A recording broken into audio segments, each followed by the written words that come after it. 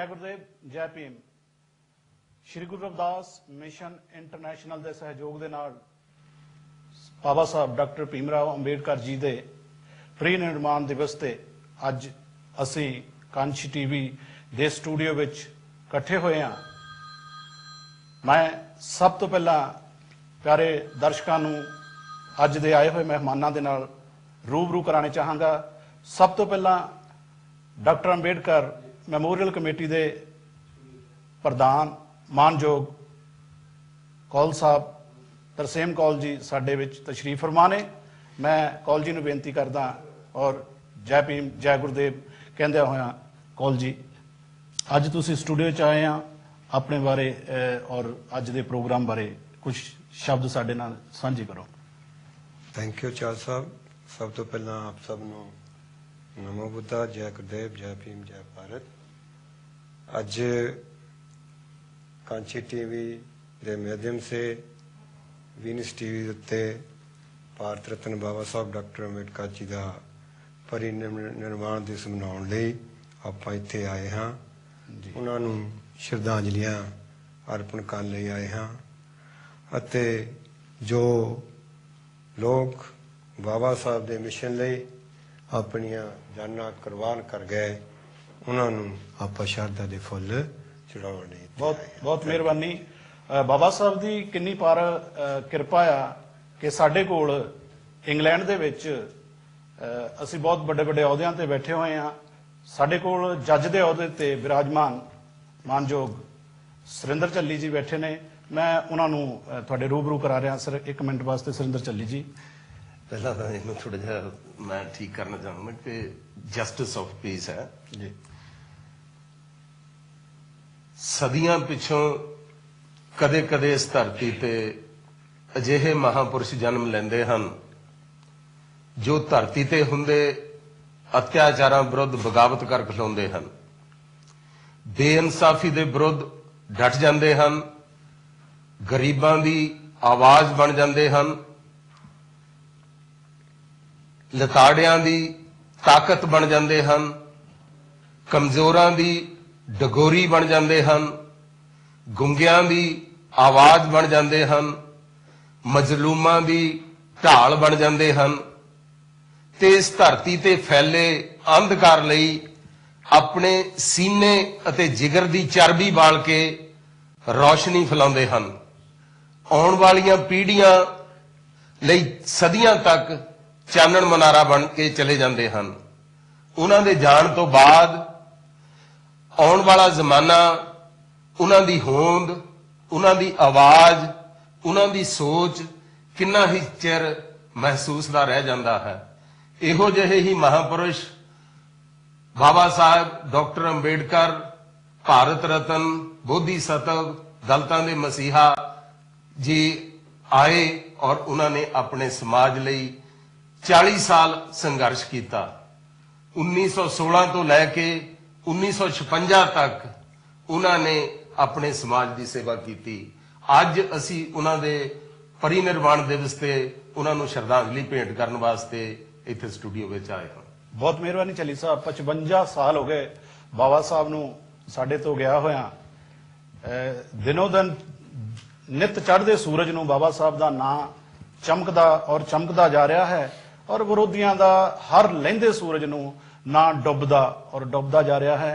55 साल बीतण के बावजूद भी इंज लगता कि बाबा साहब साडे कोल ने और किते नहीं गए। मानयोग साडे बड़े ही कारोबार नाल संबंधित वाइस प्रधान देव सुमन जी भी तशरीफ फरमा रहे। मैं देव सुमन जी ने बेनती करदा कि वो भी 2-4 लफ्ज इंट्रोड्यूस साडे नाल करन जी। नमो बुद्धा, जय गुरुदेव, जय भीम, जय भारत।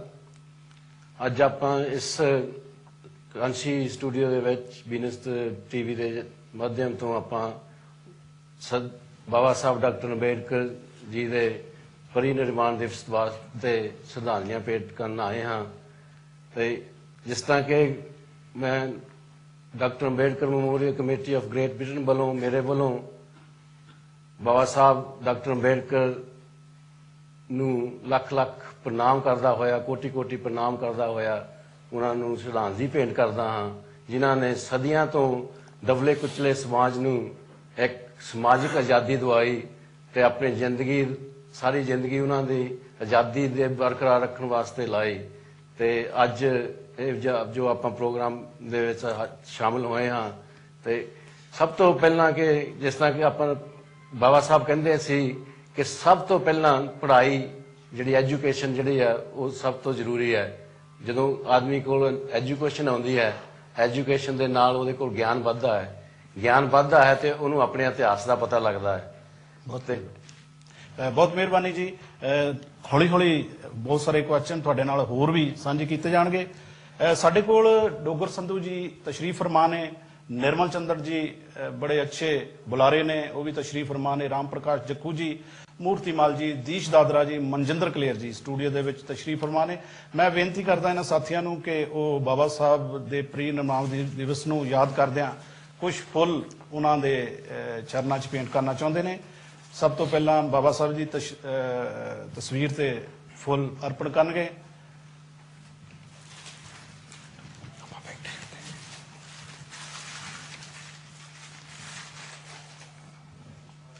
ਬਹੁਤ ਮਿਹਰਬਾਨੀ ਜੱਖੂ ਜੀ, ਬਹੁਤ ਮਿਹਰਬਾਨੀ ਦਾਦਰਾ ਜੀ, ਮੂਰਤੀ ਮਲ ਜੀ, ਕਲੇਰ ਸਾਹਿਬ ਜੀ। ਮੋਢੇ ਨਾਲ ਮੋਢਾ ਜੋੜ ਕੇ ਔਰਤਾਂ ਜਦੋਂ ਕੰਮ ਕਰਦੀਆਂ ਨੇ ਉਹ ਕੌਮਾਂ ਹਮੇਸ਼ਾ ਤਰੱਕੀ ਕਰਦੀਆਂ ਨੇ। ਯੂਰਪ ਹੋਵੇ ਚਾਹੇ ਇੰਡੀਆ ਹੋਵੇ ਤੇ ਚਾਹੇ ਇੰਗਲੈਂਡ ਹੋਵੇ, ਭੋਲੀ ਰੰਧਾਵਾ ਜੀ ਹਰ ਜਗ੍ਹਾ ਮਰਦਾਂ ਦੇ ਨਾਲ ਪੂਰੇ ਮੋਢੇ ਨਾਲ ਮੋਢਾ ਜੋੜ ਕੇ ਸਾਡਾ ਸਾਥ ਦਿੰਦੇ ਨੇ। ਮੈਂ ਉਹਨਾਂ ਦੇ ਵੀ ਇੱਥੇ ਆਉਣ ਤੇ ਕਾਂਸ਼ੀ ਸਟੂਡੀਓ ਦੇ ਵਿੱਚ ਧੰਨਵਾਦ ਕਰਦਾ। ਭੋਲੀ ਰੰਧਾਵਾ ਵੀ ਤਸ਼ਰੀਫ ਲੈ ਕੇ ਆਏ ਨੇ, ਉਹਨਾਂ ਦੀ ਵੀ ਬਹੁਤ ਬਹੁਤ ਮਿਹਰਬਾਨੀ। मंजिलें उनको मिलती है जिनके हौसलों में जान होती है, मंजिलें उनको मिलती है जिनके हौसलों में जान होती है, परों से कुछ नहीं होता हौसलों से उड़ान होती है। बाकी दा गां दा प्रोग्राम चलण तो पहला प्यारे दर्शकों एक गीत आप जी दे रूबरू कीता जा रहा, बाबा साहब दी जीवनी नाल संबंधित एक गीत।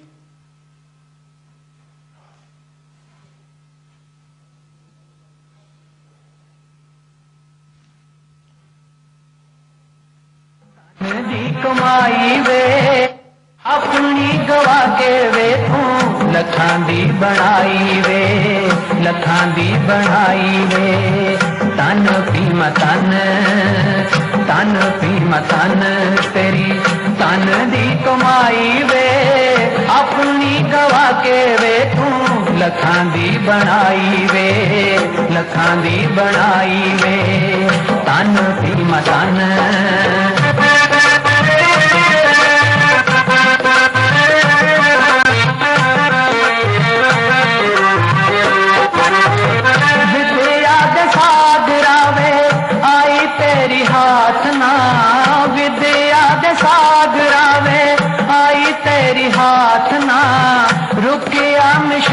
तेरा दिन अते रात ना, दिन अते रात ना। कामे आने जोत तेरी जोत विचों पाई वे अपनी गवा के वे तू लखां दी बनाई वे। तन पीमा तन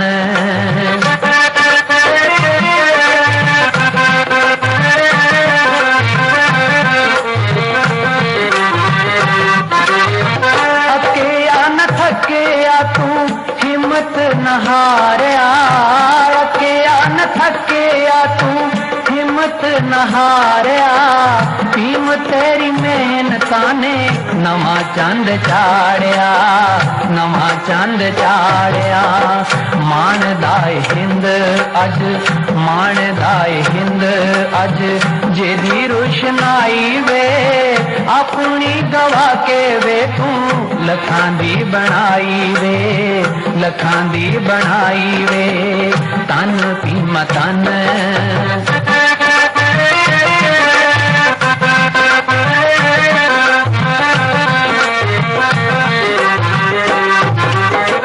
जिंदगी दे राह अड्डे तोड़ के चटाना नू, जिंदगी दे राह कड्डे तोड़ के चटाना नू। बुद्ध दी शरण दिती लखां इंसाना नू, लखां इंसाना नू। तेरा साथ देवे अज तेरी ही सच्चाई वे अपनी गवा के वे तू लखां दी बनाई वे, लखां दी बनाई वे। तन भीमा तन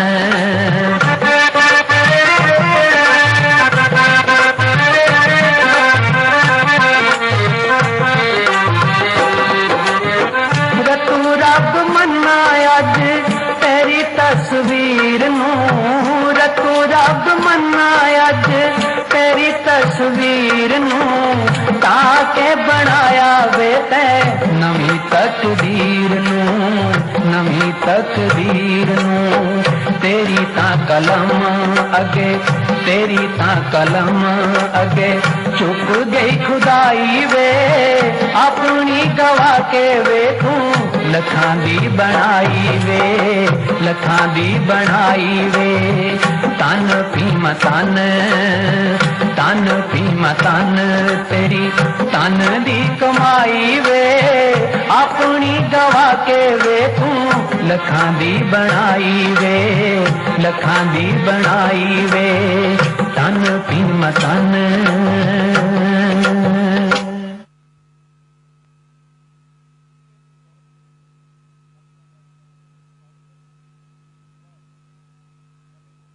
ਮਾਨਯੋਗ ਬਲਵੀਰ ਕਲੇਰ ਜੀ ਵੀ ਪਹੁੰਚੇ ਨੇ। ਸ਼੍ਰੀ ਗੁਰੂ ਰਵਿਦਾਸ ਮਹਾਰਾਜ ਤੇ ਬਾਬਾ ਸਾਹਿਬ ਦੀ ਅਪਾਰ ਕਿਰਪਾ ਦੇ ਨਾਲ ਅੱਜ ਜੋ ਚੈਨਲ ਅਸੀਂ ਆਪਣਾ ਚਲਾ ਰਹੇ ਹਾਂ, ਇਹਦੇ ਵਿੱਚ ਸਾਡੇ ਹੰਸਰਾਜ ਜੀ ਬੰਗਾ, ਬਲਵੀਰ ਕਲੇਰ ਜੀ ਤੇ ਰਮੇਸ਼ ਕਲੇਰ ਜੀ ਤੇ ਹੋਰ ਬਹੁਤ ਸਾਰੇ ਸਾਥੀਆਂ ਦਾ ਬੜਾ ਵੱਡਾ ਸਹਿਯੋਗ ਆ, ਜਿਨ੍ਹਾਂ ਦੇ ਕਰਕੇ ਅੱਜ ਅਸੀਂ ਤੁਹਾਡੇ ਰੂਬਰੂ ਹੋ ਰਹੇ ਹਾਂ। ਪਿਆਰੇ ਦਰਸ਼ਕੋ, ਐਤੀ ਮਾਰ ਪਈ ਕੁਰਲਾਣੇ ਬਚਾਵਣ ਮਰਦ ਆਇਆ ਸੀ, ਬਚਾਵਣ ਮਰਦ ਆਵੇਗਾ। ਐਤੀ ਮਾਰ ਪਈ ਕੁਰਲਾਣੇ ਬਚਾਵਣ ਮਰਦ ਆਇਆ ਸੀ, ਬਚਾਵਣ ਮਰਦ ਆਏਗਾ। ਹੰਝੂਆਂ ਦੀ ਬਰਸਾਤ ਨਾਲ ਆਇਆ ਹੈ ਨਾ ਆਵੇਗਾ, ਇਨਕਲਾਬ ਜਦ ਵੀ ਆਇਆ ਅਡਾਉਂਦਾ ਗਰਦ ਆਵੇਗਾ। ਇਸ ਗੱਲ ਨੂੰ ਯਾਦ ਕਰਦਿਆਂ ਹੋਇਆਂ ਕਿ 55 ਸਾਲ ਸਾਡੇ ਤੋਂ ਬਾਬਾ ਸਾਹਿਬ ਦੂਰ ਚਲੇ ਗਏ ਨੇ, ਸਾਡੇ ਕੋਲ ਕੌਲ ਸਾਹਿਬ ਬਹੁਤ ਸਾਰਾ ਮੈਟ ਲੈ ਕੇ ਆਏ ਨੇ। ਕੌਲ ਜੀ, ਕਿਵੇਂ ਮੁਸ਼ਕਲਾਂ ਆਈਆਂ ਬਾਬਾ ਸਾਹਿਬ ਨੂੰ ਤੇ ਕਿਵੇਂ ਸੀ ਦਲਿਤ ਸਮਾਜ ਨੂੰ ਮੁਸ਼ਕਲਾਂ ਦਾ ਹੱਲ ਹੋਇਆ ਉਹਨਾਂ ਦੇ ਆਉਣ ਦੇ ਨਾਲ? ਚਾਲ ਸਾਹਿਬ ਜੀ, ਬਾਬਾ ਸਾਹਿਬ ਨੂੰ ਇਸ ਮਿਸ਼ਨ ਨੂੰ ਲੋਕਾਂ ਤੱਕ ਪਹੁੰਚਾਉਣ ਲਈ ਬਹੁਤ ਮੁਸ਼ਕਲਾਂ ਆਈਆਂ ਜੀ। ਮੈਨੂੰ ਪਿਛਲੇ ਸਾਲ ਮਹਾਰਾਸ਼ਟਰ ਜਾਣ ਦਾ ਮੌਕਾ ਮਿਲਿਆ। ਮੈਂ ਨਾਗਪੁਰ ਵੀ ਗਿਆ, ਨਾਗਪੁਰ ਤੋਂ ਬਾਅਦ ਰੰਗਾਬਾਦ ਗਿਆ, ਰੰਗਾਬਾਦ ਤੋਂ ਬਾਅਦ ਮੈਂ ਬਾਬਾ ਸਾਹਿਬ ਦੀ ਜੋ ਸਮਾਧੀ ਹੈ, ਜਿਹਨੂੰ ਚੈਤਿਆ ਭੂਮੀ ਕਹਿੰਦੇ, ਮੈਂ ਉੱਥੇ ਵੀ ਦਰਸ਼ਨ ਕੀਤੇ। ਜਦੋਂ ਮੈਂ ਉੱਥੇ ਅੰਦਰ ਗਿਆ ਤਾਂ ਮੇਰੇ ਆਟੋਮੈਟਿਕਲੀ ਅੱਖਾਂ 'ਚੋਂ ਪਾਣੀ ਆ ਗਿਆ ਕਿ ਇਤਨਾ ਮਹਾਨ ਇਨਸਾਨ ਜਿਸ ਦੀ ਇਹ ਸਮਾਧੀ ਬਣੀ ਹੈ। ਉੱਥੇ ਜਾ ਕੇ ਪ੍ਰਣਾਮ ਜਦੋਂ ਮੈਂ ਕੀਤਾ। ਸਾਥੀਓ, ਬਾਬਾ ਸਾਹਿਬ ਨੇ ਇੱਕ ਵਾਰ ਕਿਹਾ ਸੀ ਕਿ ਮੈਂ ਮਾਨਵ ਕਲਿਆਣ ਦਾ ਕਾਰਵਾਂ ਬੜੀ ਮੁਸ਼ਕਲ ਨਾਲ ਜੀ ਇੱਥੋਂ ਤੱਕ ਲੈ ਕੇ ਆਇਆ। ਜੀ, ਮੈਂ ਭੁੱਖਾ ਰਹਿ ਕੇ ਪਾਣੀ ਦੇ ਘੁੱਟ ਤੇ ਸਾਰੀ ਦਿਹਾੜੀ ਕੰਮ ਕਰਦਾ ਰਿਹਾ। ਮੈਂ ਇਸ ਕਾਰਵਾਂ ਨੂੰ ਇੱਥੋਂ ਤੱਕ ਲੈ ਕੇ ਆਇਆ। ਵਿਰੋਧੀਆਂ ਨਾਲ ਲੋਹਾ ਲੈ ਕੇ ਮੈਂ ਇਸ ਕਾਰਵਾਂ ਨੂੰ ਇੱਥੇ ਲੈ ਕੇ ਆਇਆ। ਮੇਰੇ 4 ਬੱਚੇ ਇਸ ਸੰਸਾਰ ਛੱਡ ਗਏ। ਆਖਰਕਾਰ ਮੇਰੀ ਧਰਮ ਪਤਨੀ ਵੀ ਮੇਰਾ ਸਾਥ ਛੱਡ ਗਈ।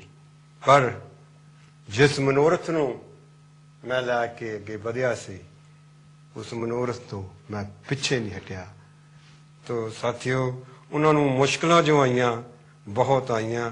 ਪਹਿਲੀ ਮੁਸ਼ਕਲ ਤਾਂ ਇਹੋ ਦੇਖੋ ਕਿ ਜਦੋਂ ਬਾਲ ਸੀ, ਇੱਕ 5 ਸਾਲਾਂ ਦਾ ਬੱਚਾ, ਉਹਨਾਂ ਦੀ ਮਾਂ ਦਾ ਸਾਇਆ ਉਹਨਾਂ ਦੇ ਸਿਰ ਤੋਂ ਚਿੜ ਗਿਆ ਜੀ। 5 ਸਾਲਾਂ ਦਾ ਬੱਚਾ, ਮਾਵਾਂ ਹੀ ਹੁੰਦੀਆਂ। ਤੁਸੀਂ ਯਕੀਨ ਨਹੀਂ ਕਰਨਾ ਕਿ ਮੇਰੀ ਜਦੋਂ ਮਾਂ ਪੂਰੀ ਹੋਈ, ਮੈਂ 50 ਸਾਲਾਂ ਦਾ ਸੀ ਜੀ। ਮੈਨੂੰ ਉਦੋਂ ਪਤਾ ਲੱਗਾ ਕਿ ਮਾਂ ਦੀ ਕੀਮਤ ਕੀ ਹੁੰਦੀ, ਹਾਲਾਂਕਿ ਸਭ ਕੁਝ ਮੇਰੇ ਕੋਲ ਸੀ। ਔਰ ਜੋ 5 ਸਾਲਾਂ ਦਾ ਬੱਚਾ ਹੈ, ਉਸ ਨਾਲ ਮੁਸ਼ਕਲਾਂ ਕਿਹੋ ਜਿਹੀਆਂ ਆਉਣੀਆਂ, ਇਹ ਤੁਸੀਂ ਅੰਦਾਜ਼ਾ ਲਾ ਸਕਦੇ ਹੋ। ਫਿਰ ਬਾਬਾ ਸਾਹਿਬ ਨੂੰ ਸਕੂਲੇ ਪਾਇਆ ਗਿਆ, ਉਹਨਾਂ ਦਾ ਉੱਥੇ ਅਪਮਾਨ ਹੋਇਆ। ਬਾਬਾ ਸਾਹਿਬ ਜੇ ਰੋਟੀ ਦਾ ਡੱਬਾ ਵੀ ਲੈ ਕੇ ਗਏ, ਰੋਟੀਆਂ ਤੱਕ ਨਹੀਂ ਉਹਨਾਂ ਨੂੰ ਜੀ ਉਹਨੂੰ ਰੱਖਣ ਦਿੱਤੀਆਂ ਗਈਆਂ। ਕਲਾਸ ਤੋਂ ਬਾਹਰ ਰੱਖਿਆ ਗਿਆ, ਪਾਣੀ ਤੱਕ ਨਹੀਂ ਪੀਣ ਦਿੱਤਾ ਗਿਆ। ਅਗਰ ਪਾਣੀ ਪੀਣ ਦੀ ਕੋਸ਼ਿਸ਼ ਕੀਤੀ ਤਾਂ ਉੱਥੋਂ ਕੁੱਟਮਾਰ ਕੀਤੀ ਗਈ। ਇਹ ਉਹਨਾਂ ਦੇ ਬਾਲਪਨ ਦੀਆਂ, ਬਚਪਨ ਦੀਆਂ ਗੱਲਾਂ। ਇੱਥੋਂ ਤੱਕ ਕਿ ਨਾਈ ਲੋਕ ਉਹ ਉਹਨਾਂ ਦੇ ਬਾਅਦ ਤੱਕ ਨਹੀਂ ਕੱਟਦੇ ਸੀ। ਦੇਖੋ ਇੰਨੀ ਨਫ਼ਰਤ ਸੀਗੀ। ਪਸ਼ੂਆਂ ਦੇ ਬਾਅਦ ਤਾਂ ਕੱਢਦੇ ਸੀ, ਪਸ਼ੂ ਤਾਂ ਤਲਾਵਾਂ ਤੋਂ ਪਾਣੀ ਪੀ ਸਕਦੇ ਸੀ। ਅਗਰ ਜੇ ਕੋਈ ਮਰਦ ਪੀਂਦਾ ਸੀ ਤਾਂ ਉਹਨੂੰ ਮਤਲਬ ਦੇਖੋ ਉਸ ਵੇਲੇ ਮਨਾਹੀ ਸੀ ਜੀ। ਤੋ ਇਹ ਮੁਸ਼ਕਲਾਂ ਉਹਨਾਂ ਨੂੰ ਆਈਆਂ। ਇੱਥੋਂ ਤੱਕ ਇੱਕ ਵਾਰੀ ਉਹਨਾਂ ਨੂੰ ਆਪਣੇ ਪਿਤਾ ਜੀ ਨੂੰ ਮਿਲਣ ਗਏ ਤੇ ਉਹਨਾਂ ਇੱਕ ਟਾਂਗਾ ਕੀਤਾ, ਕੋਈ ਬਿਠਾ ਨਹੀਂ ਰਿਹਾ ਸੀ ਉਹਨਾਂ ਨੂੰ ਟਾਂਗੇ 'ਚ, ਕਿਉਂਕਿ ਅਛੂਤ ਸੀ। ਕਹਿੰਦੇ ਵੀ ਤੁਸੀਂ ਅਛੂਤ ਹੈ, ਟਾਂਗੇ ਨਹੀਂ ਬਿਠਾ ਲੈਣਾ, ਤੁਸੀਂ ਆਪਣਾ ਸਮਾਨ, ਇੱਕ ਮੰਨਿਆ ਉਹ ਕਹਿੰਦਾ ਤੁਸੀਂ ਆਪਣਾ ਸਮਾਨ ਰੱਖ ਸਕਦੇ ਆ ਜੀ, ਲੇਕਿਨ ਤੁਸੀਂ ਨਹੀਂ ਬੈਠ ਸਕਦੇ। ਉਹ ਬਾਬਾ ਸਾਹਿਬ ਹੁਣੀ ਔਰ ਉਹਨਾਂ ਦੇ ਭਰਾ ਤੁਰ ਕੇ ਗਏ ਔਰ ਜਿੰਨੀ ਦੂਰ ਤੁਸੀਂ ਉਹ ਤੁਰ ਕੇ ਗਏ ਔਰ ਸਮਾਨ ਜਿਹੜਾ ਆਪਣੇ ਟਾਂਗੇ 'ਚ ਰੱਖਿਆ। ਬਹੁਤ ਸਾਰੀਆਂ ਮੁਸ਼ਕਲਾਂ ਉਹਨਾਂ ਨੂੰ ਆਈਆਂ, ਹਰ ਥਾਂ ਉਹਨਾਂ ਦਾ ਅਪਮਾਨ ਹੋਏ। ਬਹੁਤ ਮਿਹਰਬਾਨੀ ਜੀ। ਕੌਲ ਜੀ, ਇੱਕ ਗੱਲ ਯਾਦ ਆ ਗਈ ਕਿ ਇੱਕ ਵਾਰੀ ਸਕੂਲ ਦੇ ਵਿੱਚ ਡੀਓ ਲਫ਼ਜ਼ ਕੋਈ ਵੱਡਾ ਅਫੀਸਰ ਆਏ ਸਨ ਤੇ ਸਕੂਲ ਦੇ ਵਿੱਚ ਪੁੱਛਿਆ ਜਾ ਰਿਹਾ ਸੀ ਕਿ ਸਭ ਤੋਂ ਵੱਡੀ ਚੀਜ਼ ਕਿਹੜੀ ਆ ਜਿਹੜੀ ਛੂਹੀ ਨਹੀਂ ਜਾ ਰਹੀ, ਤੇ ਬਾਕੀਆਂ ਨੇ ਹੱਥ ਖੜੇ ਕੀਤੇ, ਦੱਸਿਆ ਜੀ ਉਹ ਚੰਦ ਹੈਗਾ, ਜਿਹੜਾ ਜਿਹਨੂੰ ਅਸੀਂ ਸੂਰਜ ਆ ਜਾਂ ਚੰਦ ਆ, ਉਹਨੂੰ ਅਸੀਂ ਛੂਹ ਨਹੀਂ ਸਕਦੇ। ਲੇਕਿਨ ਡਾਕਟਰ ਅੰਬੇਡਕਰ ਦਾ ਹੱਥ ਹਜੇ ਵੀ ਖੜਾ ਸੀ। ਜਦੋਂ ਡੀਓ ਨੇ ਪੁੱਛਿਆ ਵੀ ਬੇਟੇ ਤੇਰਾ ਹੱਥ ਕਿਉਂ ਖੜਾ, ਇਹਦਾ ਕੁਐਸਚਨ ਦਾ ਆਨਸਰ ਜਿਹੜਾ ਮਿਲ ਗਿਆ, ਉਹ ਕਹਿੰਦਾ ਨਹੀਂ ਜੀ, ਸੂਰਜ ਚੰਦ ਨਹੀਂਗਾ, ਮੇਰੇ ਲਈ ਉਹ ਕੜਾ ਆ ਜਿੱਥੋਂ ਮੈਂ ਪਾਣੀ ਨਹੀਂ ਪੀ ਸਕਦਾ, ਮੈਂ ਇਹਨੂੰ ਛੂਹ ਨਹੀਂ ਸਕਦਾ। ਸੋ ਇਹੋ ਜਿਹੀਆਂ ਮੁਸ਼ਕਲਾਂ ਦੇ ਵਿੱਚ ਬਾਬਾ ਸਾਹਿਬ ਨੇ ਸਾਡੀ ਕੌਮ ਲਈ ਕੰਮ ਕੀਤਾ। ਉਹਨਾਂ ਨੂੰ ਅੱਜ ਯਾਦ ਕਰਦਿਆਂ ਕਾਂਸ਼ੀ ਟੀਵੀ ਦਾ ਬਹੁਤ ਬਹੁਤ ਧੰਨਵਾਦ ਕਰਦੇ ਹਾਂ। ਮੇਰੇ ਕੋਲ ਸਾਡੇ ਭੁੱਲੀ ਰੰਧਾਵਾ ਜੀ, ਡੋਗਰ ਜੀ ਔਰ ਚੰਦਰ ਸਾਹਿਬ ਆਏ ਨੇ, ਉਹ ਵੀ ਬਾਬਾ ਸਾਹਿਬ ਜੀ ਦੇ ਚਰਨਾਂ 'ਚ ਕੁਝ ਫੁੱਲ ਅਰਪਿਤ ਕਰਨਾ ਚਾਹੁੰਦੇ ਨੇ। ਕਾਂਸ਼ੀ ਟੀਵੀ ਦੇ ਮਾਧਿਅਮ ਤੋਂ ਅੱਜ ਯੂਕੇ ਤੋਂ ਯੂਰਪ ਦੇ ਵਿੱਚ ਦਿਖਾਇਆ ਜਾ ਰਿਹਾ ਇਹ ਪ੍ਰੋਗਰਾਮ ਸ਼੍ਰੀ ਗੁਰੂ ਰਵਿਦਾਸ ਮਿਸ਼ਨ ਇੰਟਰਨੈਸ਼ਨਲ ਦੇ ਸਹਿਯੋਗ ਦੇ ਨਾਲ ਬਹੁਤ ਬਹੁਤ ਧੰਨਵਾਦ ਕਰਦੇ ਹੋਏ ਇਸ ਪ੍ਰੋਗਰਾਮ ਨੂੰ ਹਰਵੰਸ ਸ਼ੌਂਕੀ ਜੀ ਅਤੇ ਨਿਰਮਲ ਮਹੇ ਜੀ ਸਾਡੇ ਪ੍ਰੈਜ਼ੈਂਟਰ ਚੰਚਾਰ ਲਾਉਂਦੇ ਨੇ। ਬਹੁਤ ਮਿਹਰਬਾਨੀ ਜੀ, ਭੁੱਲੀ ਰੰਧਾਵਾ ਜੀ, ਚੰਦਰ ਸਾਹਿਬ ਡੋਗਰ ਜੀ ਤੇ ਬਲਵੀਰ ਕਲੇਰ ਜੀ। ਇੱਕ ਗੱਲ ਜੀ ਸਰ, ਮੈਂ ਉਹਦੇ ਨਾਲ ਸੰਬੰਧ ਹੈ, ਮੈਂ ਦੱਸਣਾ ਚਾਹੁੰਦਾ ਕਿ ਬਾਬਾ ਸਾਹਿਬ ਜੀ ਜਦੋਂ ਪੜ੍ਹ ਕੇ ਗਏ ਆ ਤਾਂ ਉਹਨਾਂ ਨੂੰ ਇਹ ਐਗਰੀਮੈਂਟ ਸੀ ਰਾਜੇ ਦਾ ਕਿ ਉਹਨਾਂ ਨੂੰ ਨੌਕਰੀ ਕਰਨੀ ਪੈਣੀ ਜੀ। ਜਦੋਂ ਉਹਨਾਂ ਨੇ ਆਪਣੇ ਦਫ਼ਤਰ ਦੇ ਵਿੱਚ ਨੌਕਰੀ ਕਰਦੇ ਸੀ ਤਾਂ ਈਵਨ ਉੱਥੇ ਦਾ ਚਪੜਾਸੀ ਵੀ ਜਿਹੜੀਆਂ ਫਾਈਲਾਂ ਸੀ ਉੱਤੋਂ ਇਦਾਂ ਸਿੱਟਦੇ ਸੀ ਜੀ।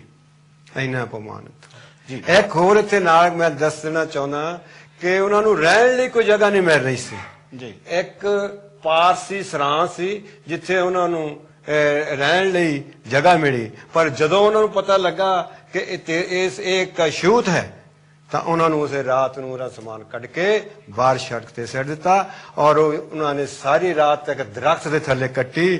ਤਾਂ ਉਹਨਾਂ ਨੇ ਇੱਕ ਗੱਲ ਕੀਤੀ, ਕਹਿੰਦੇ ਵੀ ਦੇਖੋ ਮੇਰੇ ਕੋਲ ਬੈਗ ਡਿਗਰੀਆਂ ਦਾ ਭਰਿਆ ਆ ਜੀ, ਮੇਰਾ ਇਹ ਹਾਲ ਆ ਤਾਂ ਜਿਹੜੇ ਮੇਰੇ ਲੋਕ ਪਿੰਡਾਂ ਵਿੱਚ ਰਹਿ ਰਹੇ ਆ, ਅਨਪੜ੍ਹ ਲੋਕ, ਉਹਨਾਂ ਦਾ ਕੀ ਹਾਲ ਹੋਊਗਾ। ਕਹਿੰਦਾ ਅਗਰ ਮੈਂ ਉਹਨਾਂ ਦੇ ਲਈ, ਆਪਣੇ ਲੋਕਾਂ ਦੇ ਲਈ ਕੁਝ ਨਾ ਕਰ ਸਕਿਆ ਤਾਂ ਆਪਣੇ ਆਪ ਨੂੰ ਗੋਲੀ ਮਾਰ ਕੇ ਖਤਮ ਕਰ ਲਿਆ। ਬਹੁਤ ਮਿਹਰਬਾਨੀ ਜੀ, ਬੜੀ ਦੁਖਦਾਇਕ ਗੱਲ ਘਟਨਾ ਤੁਸੀਂ ਸਾਡੇ ਨਾਲ ਸਾਂਝੀ ਕੀਤੀ ਹੈ। ਕਹਿੰਦੇ ਨੇ ਕਿ ਜਿਹੜਾ ਲਿਟਰੇਚਰ ਹੈ, ਸਾਹਿਤ ਹੈ, ਉਹ ਆਪਣੇ ਆਪ ਦੇ ਵਿੱਚ ਵਿਕਾਸ ਕਰਦਾ ਹੈ। ਕਿਸੇ ਲਾਇਬ੍ਰੇਰੀ 'ਚ ਪਿਆ ਸਾਹਿਤ ਆਪਣੇ ਆਪ ਵੱਧਦਾ ਹੈ। ਬਾਬਾ ਸਾਹਿਬ ਨੇ ਜਿਸ ਚੇਅਰ ਦੇ, ਜਿਸ ਟੇਬਲ ਤੇ ਮੁੰਬਈ ਦੇ ਵਿੱਚ ਬਹਿ ਕੇ ਸਿਰ ਸੁੱਟ ਕੇ ਲਿਖਿਆ, 40 ਕਿਤਾਬਾਂ ਉਹਨਾਂ ਨੇ ਸਮਾਜ ਨੂੰ ਦਿੱਤੀਆਂ। ਉਹ 40 ਕਿਤਾਬਾਂ ਅਸੀਂ ਪੜ੍ਹ ਨਹੀਂ ਸਕਦੇ, ਉਸ ਮਹਾਮਾਨਵ ਨੇ ਲਿਖੀਆਂ। ਉਹ ਸਾਹਿਤ ਕਿਵੇਂ ਤਰੱਕੀ ਕੀਤਾ, ਉਹ ਸਾਹਿਤ ਨੇ ਕੀ ਗੁੱਲ ਲਿਆਂਦੇ, ਕੀ ਖਿਲਾਇਆ, ਕਿਹੜੇ ਫੁੱਲ ਉਹਨਾਂ ਨੇ ਖਿੰਡੇ ਨੇ।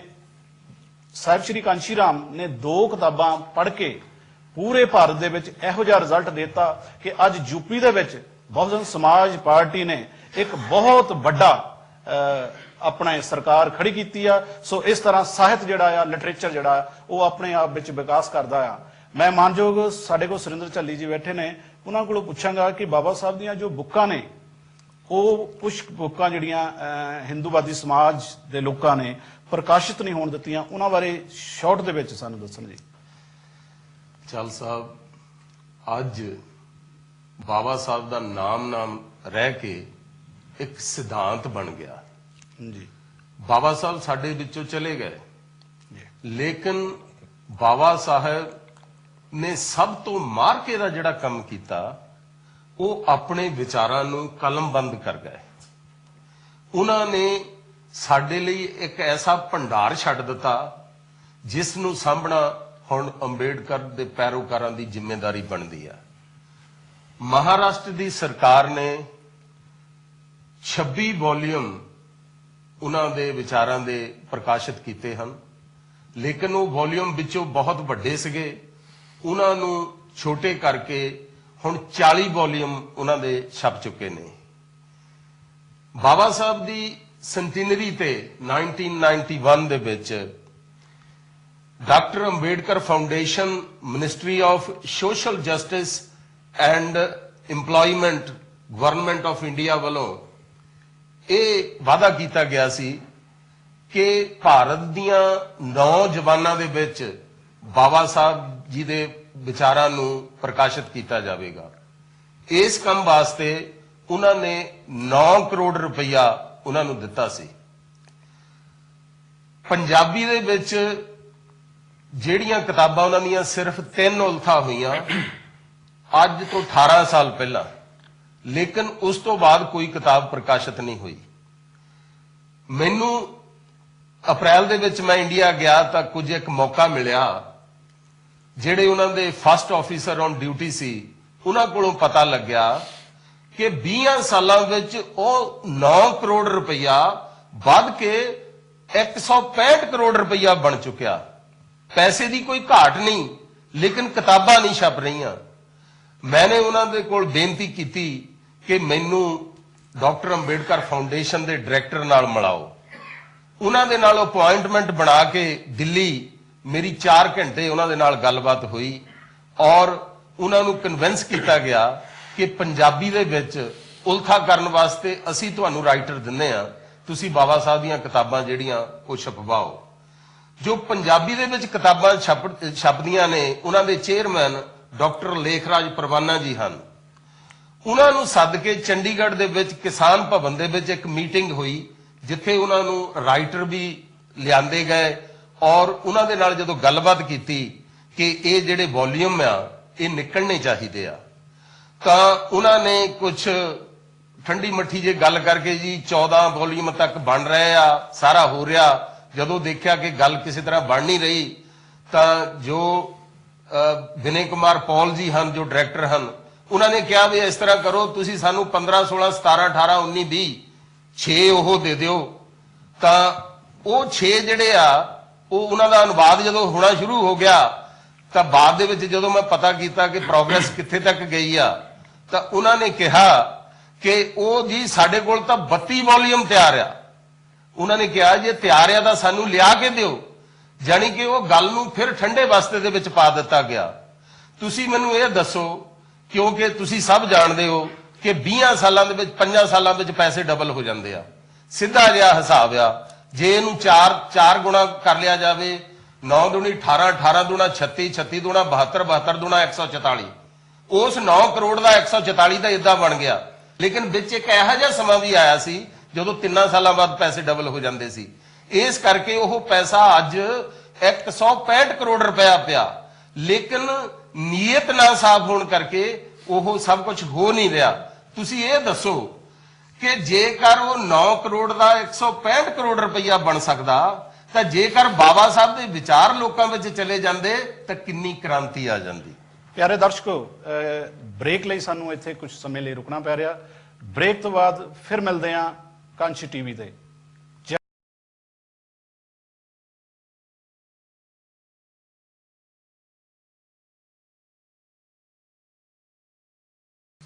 ਜੈ ਗੁਰਦੇਵ, ਜੈ ਭੀਮ। ਯੂਕੇ ਤੇ ਯੂਰਪ ਦੇ ਦਰਸ਼ਕਾਂ ਦਾ ਇੱਕ ਵਾਰੀ ਫਿਰ ਸਵਾਗਤ ਹੈ ਬ੍ਰੇਕ ਤੋਂ ਬਾਅਦ। ਅੱਜ ਦਾ ਇਹ ਪ੍ਰੋਗਰਾਮ ਸ਼੍ਰੀ ਗੁਰੂ ਰਵਿਦਾਸ ਮਿਸ਼ਨ ਇੰਟਰਨੈਸ਼ਨਲ ਦੇ ਸਹਿਯੋਗ ਦੇ ਨਾਲ ਤੁਹਾਡੇ ਰੂਬਰੂ ਕੀਤਾ ਜਾ ਰਿਹਾ। ਇਸ ਪ੍ਰੋਗਰਾਮ ਨੂੰ ਰੂਬਰੂ ਕਰਨ ਲਈ ਸਾਡੇ ਕੈਮਰਾਮੈਨ ਰਣਜੀਤ ਰਾਣਾ ਜੀ, ਸਤਪਾਲ ਸਰੋਏ ਜੀ, ਰਾਜਕੁਮਾਰ ਰੰਧਾਵਾ ਜੀ ਦਾ ਬੜਾ ਵੱਡਾ ਸਹਿਯੋਗ ਹੈ।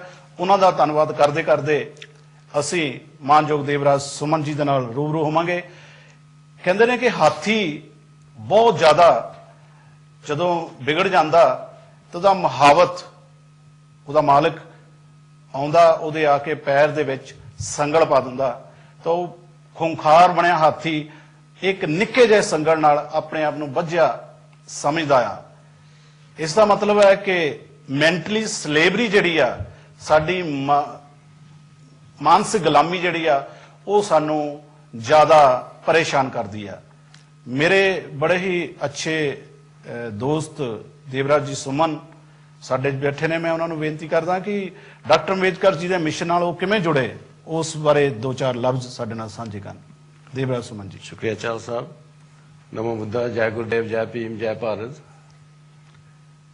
ਚਾਲ ਸਾਹਿਬ, ਇਹ ਗੱਲ 1977 ਦੀ ਹੈ ਕਿ ਕੋਇਨਸੀਡੈਂਟ ਹੈ ਕਿ ਜਦੋਂ ਅਸੀਂ ਦਿੱਲੀ ਦੇ ਵਿੱਚ ਰੈਗਰਪੁਰੇ ਮਹੱਲੇ ਦੇ ਵਿੱਚ ਸ਼੍ਰੀ ਕਾਂਸ਼ੀ ਰਾਮ ਜੀ ਨੂੰ ਮਿਲੇ ਤਾਂ ਉਹਨਾਂ ਤੋਂ ਮੈਂ ਬੜਾ ਪ੍ਰਭਾਵਿਤ ਹੋਇਆ ਜਦੋਂ ਮੈਨੂੰ ਉਹਨਾਂ ਦੀ ਸ਼ਖਸੀਅਤ ਹੀ ਦੇਖੀ। ਤੇ ਉਦੋਂ ਬਾਅਦ ਫਿਰ ਮੈਨੂੰ ਇੰਗਲੈਂਡ ਆਉਣ ਦਾ ਮੌਕਾ ਮਿਲਿਆ ਤੇ ਸਾਡੇ ਸੁਰਿੰਦਰ ਝੱਲੀ ਸਾਹਮਣੇ ਬੈਠੇ ਨੇ, ਇਹਨਾਂ ਦੇ ਨਾਲ ਮੇਰੀ ਹੂਬਹੂ ਗੱਲਬਾਤ ਹੋਈ ਤੇ ਇਹਨਾਂ ਨੇ ਮੈਨੂੰ ਬਾਬਾ ਸਾਹਿਬ ਦੇ ਜੀਵਨ ਅਤੇ ਮਿਸ਼ਨ, ਉਹਨਾਂ ਦੇ ਕਿਤਾਬ ਜਿਹੜੀ ਲਾਹੌਰੀ ਰਾਮ ਬਾਲੀ ਜੀ ਨੇ ਲਿਖੀ, ਉਹ ਮੈਨੂੰ ਦਿੱਤੀ। ਤੇ ਜਦੋਂ ਮੈਂ ਪੜ੍ਹੀ ਤੇ ਮੈਂ ਸਾਰੀ ਰਾਤ ਉਹ ਕਿਤਾਬ ਨੂੰ ਪੜ੍ਹਦਾ ਜਦੋਂ ਮੈਂ ਪੜ੍ਹਦਾ ਮੇਰੇ ਅੱਖਾਂ ਦੇ ਵਿੱਚੋਂ ਹੰਝੂ ਆ ਗਏ ਕਿ ਬਾਬਾ ਸਾਹਿਬ ਨੇ ਇੰਨਾ ਕੁਝ ਸਾਡੇ ਲਈ ਕੀਤਾ ਤੇ ਕੀ ਸਾਡਾ ਕੋਈ ਫਰਜ਼ ਨਹੀਂ ਬਣਦਾ ਕਿ ਅਸੀਂ ਵੀ ਬਾਬਾ ਸਾਹਿਬ ਨੇ ਜੋ ਸਾਡੇ ਲਈ ਕੀਤਾ ਅਸੀਂ ਉਹਦੇ ਰਿਣੀ ਆ, ਕਿ ਉਹ ਰਿਣੀ ਕਿ ਅਸੀਂ ਕਦੇ ਵੀ ਆਪਣੀ ਜ਼ਿੰਦਗੀ ਵਿੱਚ ਵੀ ਰਹਿਣੋਂ ਪੇ ਬੈਕ ਨਹੀਂ ਦੇ ਸਕਦੇ, ਵਾਪਸ ਨਹੀਂ ਕਰ ਸਕਦੇ, ਪਰ ਫਿਰ ਵੀ ਜਿੰਨਾ ਵੀ ਹੋਣਾ ਚਾਹੀਦਾ ਸਾਨੂੰ ਕੁਛ ਨਾ ਕੁਛ ਕਰਨਾ ਚਾਹੀਦਾ। ਤੇ ਉਸ ਦਿਨ ਤੋਂ ਮੇਰੀ ਇਹ ਲਗਨ ਲੱਗੀ ਕਿ ਮੈਂ ਅੱਜ ਤੋਂ ਪ੍ਰਣ ਕਰਦਾ ਕਿ ਮੈਂ ਸਾਰੀ ਜਿੰਨਾ ਵੀ ਮੇਰੇ ਜੀਵਨ ਹੈ ਉਸ ਜੀਵਨ ਦੇ ਵਿੱਚ ਜਿੰਨਾ ਵੀ ਮੈਂ ਕਰ ਸਕਾਂਗਾ ਬਾਬਾ ਸਾਹਿਬ ਦੇ ਮਿਸ਼ਨ ਦੇ ਪ੍ਰਚਾਰ ਪ੍ਰਸਾਰ ਵਾਸਤੇ ਮੈਂ ਤਨੋ ਮਨੋ ਅਤੇ ਧਨ ਦੇ ਨਾਲ ਮੈਂ ਆਪਣੇ ਸਮਾਜ ਦੀ ਸੇਵਾ ਕਰਾਂਗਾ। ਮੈਨੂੰ ਉਸ ਗੱਲ ਤੋਂ ਇੱਕ ਹੋਰ ਚੋਟ ਲੱਗੀ ਕਿ ਬਾਬਾ ਸਾਹਿਬ ਨੇ ਆਗਰਾ ਦੇ ਵਿੱਚ ਸੁਤੰਤਰਤਾ ਇੰਡੀਪੈਂਡੈਂਟ ਮੈਦਾਨ ਦੇ ਵਿੱਚ ਇੱਕ ਭਾਸ਼ਣ ਦੇ ਵਿੱਚ ਕਿਹਾ ਸੀ, ਬੜੇ ਉਹਨਾਂ ਨੇ ਭਰੇ ਗੱਲ ਮਨ ਦੇ ਨਾਲ ਕਿਹਾ ਕਿ ਮੈਨੂੰ ਇਹ ਜਿਹੜਾ ਪੜ੍ਹੇ ਲਿਖੇ ਲੋਕਾਂ ਦਾ ਨੇ ਮੈਨੂੰ ਧੋਖਾ ਦਿੱਤਾ, ਕਿ ਇਹ ਮੇਰੇ ਸਮਾਜ ਦੇ ਜਿਹੜੇ ਪੜ੍ਹੇ ਲਿਖੇ ਲੋਕ ਨੇ, ਮੈਂ ਤਾਂ ਚਾਹੁੰਦਾ ਸੀ ਕਿ ਇਹ ਉੱਚੀਆਂ ਤੋਂ ਉੱਚੀਆਂ ਪਦਵੀਆਂ ਪ੍ਰਾਪਤ ਕਰਕੇ ਤੇ ਆਪਣੇ ਸਮਾਜ ਨੂੰ, ਆਪਣੇ ਬਾਕੀ ਦੇ ਭਰਾਵਾਂ ਨੂੰ, ਆਪਣੇ ਭੈਣਾਂ ਨੂੰ, ਆਪਣੇ ਸਮਾਜ ਦੇ ਵਾਸਤੇ ਕੁਛ ਨਾ ਕੁਛ ਕਰਨਗੇ। ਪਰ ਬੜੇ ਅਫਸੋਸ ਦੀ ਗੱਲ ਹੈ ਕਿ ਇਹ ਲੋਕ ਸਿਰਫ ਤੇ ਸਿਰਫ ਆਪਣੇ ਪਰਿਵਾਰਾਂ ਨੂੰ ਪਾਲਣ ਜੋਗੇ ਰਹਿ ਗਏ। ਤਾਂ ਉਦੋਂ ਮੇਰੇ ਅੰਦਰੋਂ ਮੈਨੂੰ ਝੰਜੋੜਿਆ, ਮੇਰੀ ਇਸ ਇੰਨਾ ਮੈਨੂੰ ਅੰਦਰੋਂ ਹਿੱਲ ਗਿਆ ਮੈਂ ਕਿ ਵੀ ਕੀ ਸਾਡਾ ਫਰਜ਼ ਨਹੀਂ ਕੋਈ ਬਣਦਾ ਕਿ ਜੇ ਅਸੀਂ ਜੇ ਪੜ੍ਹੇ ਲਿਖੇ ਆ, ਜੇ ਅੱਜ ਅੱਛੀਆਂ ਨੌਕਰੀਆਂ ਤੇ ਲੱਗੇ ਆ, ਅੱਛੇ ਕੱਪੜੇ ਪਾਏ ਆ, ਅੱਛੇ ਮਕਾਨਾਂ ਦੇ ਵਿੱਚ ਬੈਠੇ ਆ, ਉਹ ਬਾਬਾ ਸਾਹਿਬ ਦੀ ਬਦੌਲਤ ਆ, ਕਿ ਸਾਡਾ ਨਹੀਂ ਫਰਜ਼ ਬਣਦਾ ਕਿ ਪੇ ਬੈਕ ਟੂ ਦ ਸੋਸਾਇਟੀ ਤੇ ਕੁਛ ਨਾ ਕੁਛ ਅਸੀਂ ਇਸ ਜੇ ਸਮਾਜ ਦੇ ਵਿੱਚੋਂ ਆਏ ਆ ਉਹ ਸਮਾਜ ਵਾਸਤੇ ਕੁਛ ਕਰੀਏ। ਤੇ ਇਹ ਚਾਲ ਸਾਹਿਬ ਮੇਰਾ ਇਹ ਮਨੋ ਤਨੋ ਤੇ ਇਹ ਪ੍ਰਾਣ ਕੀਤਾ ਆ ਕਿ ਮੈਂ ਜਿੰਨੇ ਵੀ ਮੇਰੇ ਜ਼ਿੰਦਗੀ ਦੇ ਸਵਾਸ ਆ ਤੇ ਮੈਂ ਆਪਣੇ ਸਮਾਜ ਦੀ ਸੇਵਾ ਕਰਦਾ ਰਹਾਂਗਾ। ਬਹੁਤ ਮਿਹਰਬਾਨੀ ਜੀ। ਮਨੋ ਤਨੋ ਤੇ ਅਸੀਂ ਕਹਾਂਗੇ ਧਨੋ ਵੀ ਸਾਨੂੰ ਜ਼ਰੂਰਤ ਹੈਗੀ ਆ। ਕਮਾਲ ਹੋ ਗਿਆ ਜੀ, ਕਮਾਲ ਹੋ ਗਿਆ। ਬਾਪੂ ਜਿੰਨੇ ਦਾ ਅਸੀਂ ਸੂਟ ਸਵਾਉਂਦਾ ਉਹਨੇ ਦਾ ਰਮਾਲ ਹੋ ਗਿਆ। ਅੱਜ ਦਾ ਇਹ ਕਾਂਸ਼ੀ ਟੀਵੀ ਤੁਹਾਡੇ ਆਪਸੀ ਸਹਿਯੋਗ ਦੇ ਨਾਲ ਚੱਲਦਾ। ਸਾਡੇ ਕੋਲ 40-41 ਸਾਲਾਂ ਤੋਂ ਬਹੁਤ ਵੱਡੀ ਸੰਸਥਾ ਸ਼੍ਰੀ ਡਾਕਟਰ ਅੰਬੇਡਕਰ ਮੈਮੋਰੀਅਲ ਕਮੇਟੀ ਅੱਜ ਵਿਰਾਜਮਾਨ ਆ। ਮੈਂ ਪ੍ਰਧਾਨ ਜੀ ਨੂੰ ਬੇਨਤੀ ਕਰਾਂਗਾ ਕਿ ਇਸ ਕਾਂਸ਼ੀ ਟੀਵੀ ਨੂੰ ਚੱਲਦਾ ਰੱਖਣ ਲਈ ਉਹ ਵੀ ਆਪਣੇ ਤਨੋ ਮਨੋ ਤੇ ਤੁਹਾਨੂੰ ਕੀ ਸਹਿਯੋਗ ਇਹ ਸੰਸਥਾ ਨੂੰ ਕਰਦੇ ਨੇ, ਔਰ ਜੋ ਸਰਕਾਰਾਂ ਇਸ ਵੇਲੇ ਪੰਜਾਬ ਦੇ ਵਿੱਚ ਡਾਕਟਰ ਅੰਬੇਦਕਰ ਨੂੰ ਯੂਜ਼ ਕਰ ਲਈਆਂ ਨੇ ਹਰ ਕੋਈ, ਉਹਨਾਂ ਬਾਰੇ ਵੀ ਤਵੱਜੋ ਦੇਣ। 2-4 ਲਫ਼ਜ਼ਾਂ 'ਚ ਜੋ ਉਹਨਾਂ ਨੂੰ ਕੁਐਸਚਨ ਪੁੱਟ ਕੀਤੇ ਉਹਨਾਂ ਦਾ ਜਵਾਬ ਦੇਣ ਜੀ। ਤੇ 2 ਸਵਾਲ ਚਾਰ ਸਾਹਿਬ ਕੀਤੇ ਆ। ਪਹਿਲਾਂ ਤਾਂ ਮੈਂ ਡਾਕਟਰ ਅੰਬੇਡਕਰ ਮੈਮੋਰੀਅਲ ਕਮੇਟੀ ਵੱਲੋਂ ਕਾਂਸ਼ੀ ਟੀਵੀ ਦਾ ਔਰ ਸ਼੍ਰੀ ਰਵਿਦਾਸ ਮਿਸ਼ਨ ਸੁਸਾਇਟੀ ਦਾ ਬਹੁਤ-ਬਹੁਤ ਧੰਨਵਾਦ ਕਰਦਾ, ਜਿਨ੍ਹਾਂ ਨੇ ਅੱਜ ਸਾਨੂੰ ਇੱਥੇ ਸੱਦ ਕੇ ਬਾਬਾ ਸਾਹਿਬ ਨੂੰ ਸ਼ਰਧਾਂਜਲੀ ਅਰਪਣ ਕਰਨ ਲਈ ਸਾਨੂੰ ਮੌਕਾ ਦਿੱਤਾ ਹੈ। ਬਾਬਾ ਸਾਹਿਬ ਬਾਰੇ ਬਹੁਤ ਕੁਝ ਬੋਲ ਸਕਦੇ ਹਾਂ, ਲੇਕਿਨ ਸਮੇਂ ਦੇ ਲਿਹਾਜ਼ ਨੂੰ ਰੱਖਦੇ ਹੋਏ ਆਪਾਂ ਬਾਹਲਾ ਕੁਝ ਤਾਂ ਨਹੀਂ ਬੋਲ ਸਕਦੇ। ਮੈਂ ਇਹ ਕਹਾਂਗਾ ਕਿ ਅਗਰ ਕਮੇਟੀ ਨੂੰ ਇਸੇ ਤਰ੍ਹਾਂ ਮੌਕਾ ਮਿਲਦਾ ਰਿਹਾ ਬਾਬਾ ਸਾਹਿਬ ਦੇ ਮਿਸ਼ਨ ਨੂੰ ਪ੍ਰਚਾਰ ਕਰਨ ਦਾ, ਔਰ ਕਾਂਛੀ ਟੀਵੀ ਵੀ ਸਹਿਯੋਗ ਦਿੰਦੀ ਰਹੀ, ਤਾਂ ਜ਼ਰੂਰ ਅਸੀਂ ਵੱਧ ਚੜ੍ਹ ਕੇ ਸਾਥ ਦੇਵਾਂਗੇ। ਔਰ ਮੈਂ ਕਮੇਟੀ ਅੱਗੇ ਬੇਨਤੀ ਕਰਾਂਗਾ ਕਿ ਉਹ ਵੱਧ ਚੜ੍ਹ ਕੇ ਸਾਥ ਦੇਵੇ। ਬਾਕੀ ਰਹਿ ਗਈ ਸਰਕਾਰਾਂ ਦੀ ਗੱਲ, ਸਰਕਾਰਾਂ ਨੇ ਤਾਂ ਬਾਬਾ ਸਾਹਿਬ ਦੇ ਨਾਂ ਨੂੰ ਹਮੇਸ਼ਾ ਯੂਜ਼ ਕੀਤਾ ਹੈ, ਵਰਤਿਆ ਹੈ ਸਿਰਫ ਆਪਣੀਆਂ ਵੋਟਾਂ ਦੀ ਖਾਤਰ, ਔਰ ਕੰਟੀਨਿਊ ਹੈ।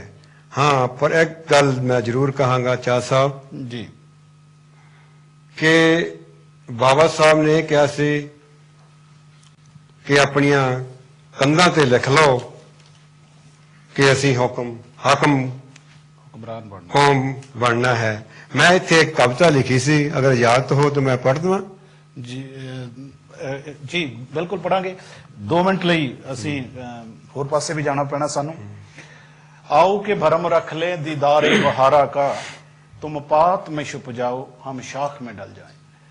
ਅਸੀਂ Shri Guru Ravidas international mission society international ਜੋ ਸਭਾ ਹੈ ਔਰ ਡਾਕਟਰ ਅੰਬੇਡਕਰ ਕਮੇਟੀ ਨੂੰ ਬੇਨਤੀ ਕਰਾਂਗੇ ਕਿ ਅਸੀਂ ਇਸ ਤਰ੍ਹਾਂ ਤੁਰੀਏ ਕਿ ਇੱਕ ਦੂਜੇ ਦੇ ਨਾਲ ਰਲ ਕੇ ਮੋਢੇ ਨਾਲ ਮੋਢਾ ਜੋੜ ਕੇ ਕੰਮ ਕਰੀਏ, ਤਾਂ ਕਿ ਜਿਹੜਾ ਰਿਜ਼ਲਟ ਭੈਣ ਜੀ ਨੇ ਯੂਪੀ 'ਚ ਦਿੱਤਾ, ਇਦਾਂ ਦਾ ਕੋਈ ਰਿਜ਼ਲਟ ਅਸੀਂ ਵੀ ਪੰਜਾਬ 'ਚ ਦਈਏ, ਤੇ ਤਾਂ ਹੀ ਇਹ ਗੱਲ ਹੋ ਸਕਦੀ ਕਿ ਕੋਈ ਧਰਮ ਬਿਨਾ ਨਾ ਰਾਜ ਚੱਲੇ ਹੈ ਤੇ ਰਾਜ ਬਿਨਾ ਸਭ ਦਲੇ ਮਲੇ ਹੈ। ਇਹ ਅਸੀਂ ਚੰਗੀ ਤਰ੍ਹਾਂ ਗੱਲ ਜਾਣਦੇ ਹਾਂ। ਆਓ ਕੁਛ ਰਲ ਕੇ ਸਾਂਝਾ ਕੁਛ ਕਰੀਏ ਤੇ ਇਸ ਮਿਸ਼ਨ ਨੂੰ, ਬਾਬਾ ਸਾਹਿਬ ਦੇ ਮਿਸ਼ਨ ਨੂੰ, ਜੋ ਭੈਣ ਜੀ ਇੱਕ ਅਮਰੇਲੇ ਦੇ ਥੱਲੇ ਲੈ ਕੇ ਆ ਰਹੀ ਆ, ਉਸ ਤਰ੍ਹਾਂ ਦਾ ਕੁਛ ਬਣਾਉਣ ਦੀ ਗੱਲ ਕਰੀਏ।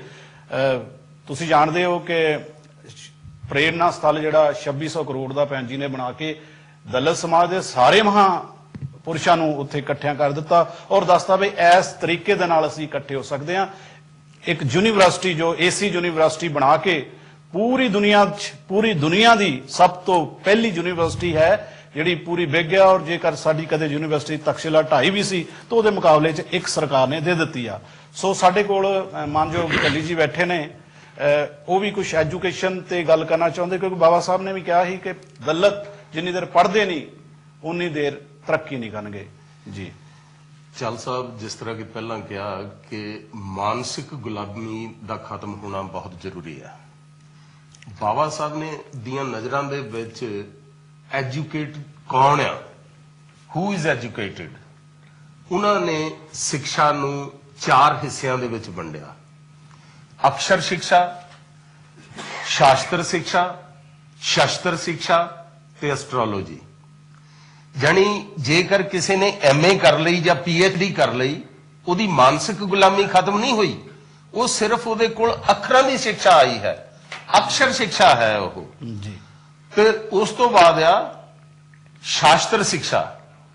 ਜਿੰਨੇ ਵੀ ਧਰਮ ਗ੍ਰੰਥ ਹੈ ਉਹਨਾਂ ਦਾ ਗਿਆਨ ਹੋਣਾ ਬਹੁਤ ਜ਼ਰੂਰੀ ਆ, ਉਹਨਾਂ ਵਿੱਚ ਕੀ ਲਿਖਿਆ ਆ ਉਹਦਾ ਪਤਾ ਹੋਣਾ ਬਹੁਤ ਜ਼ਰੂਰੀ ਆ। ਐਵੇਂ ਹਵਾ ਦੇ ਵਿੱਚ ਸੋਟੇ ਮਾਰੀ ਜਾਣ ਨਾਲ ਕੋਈ ਗੱਲ ਨਹੀਂ ਬਣਦੀ।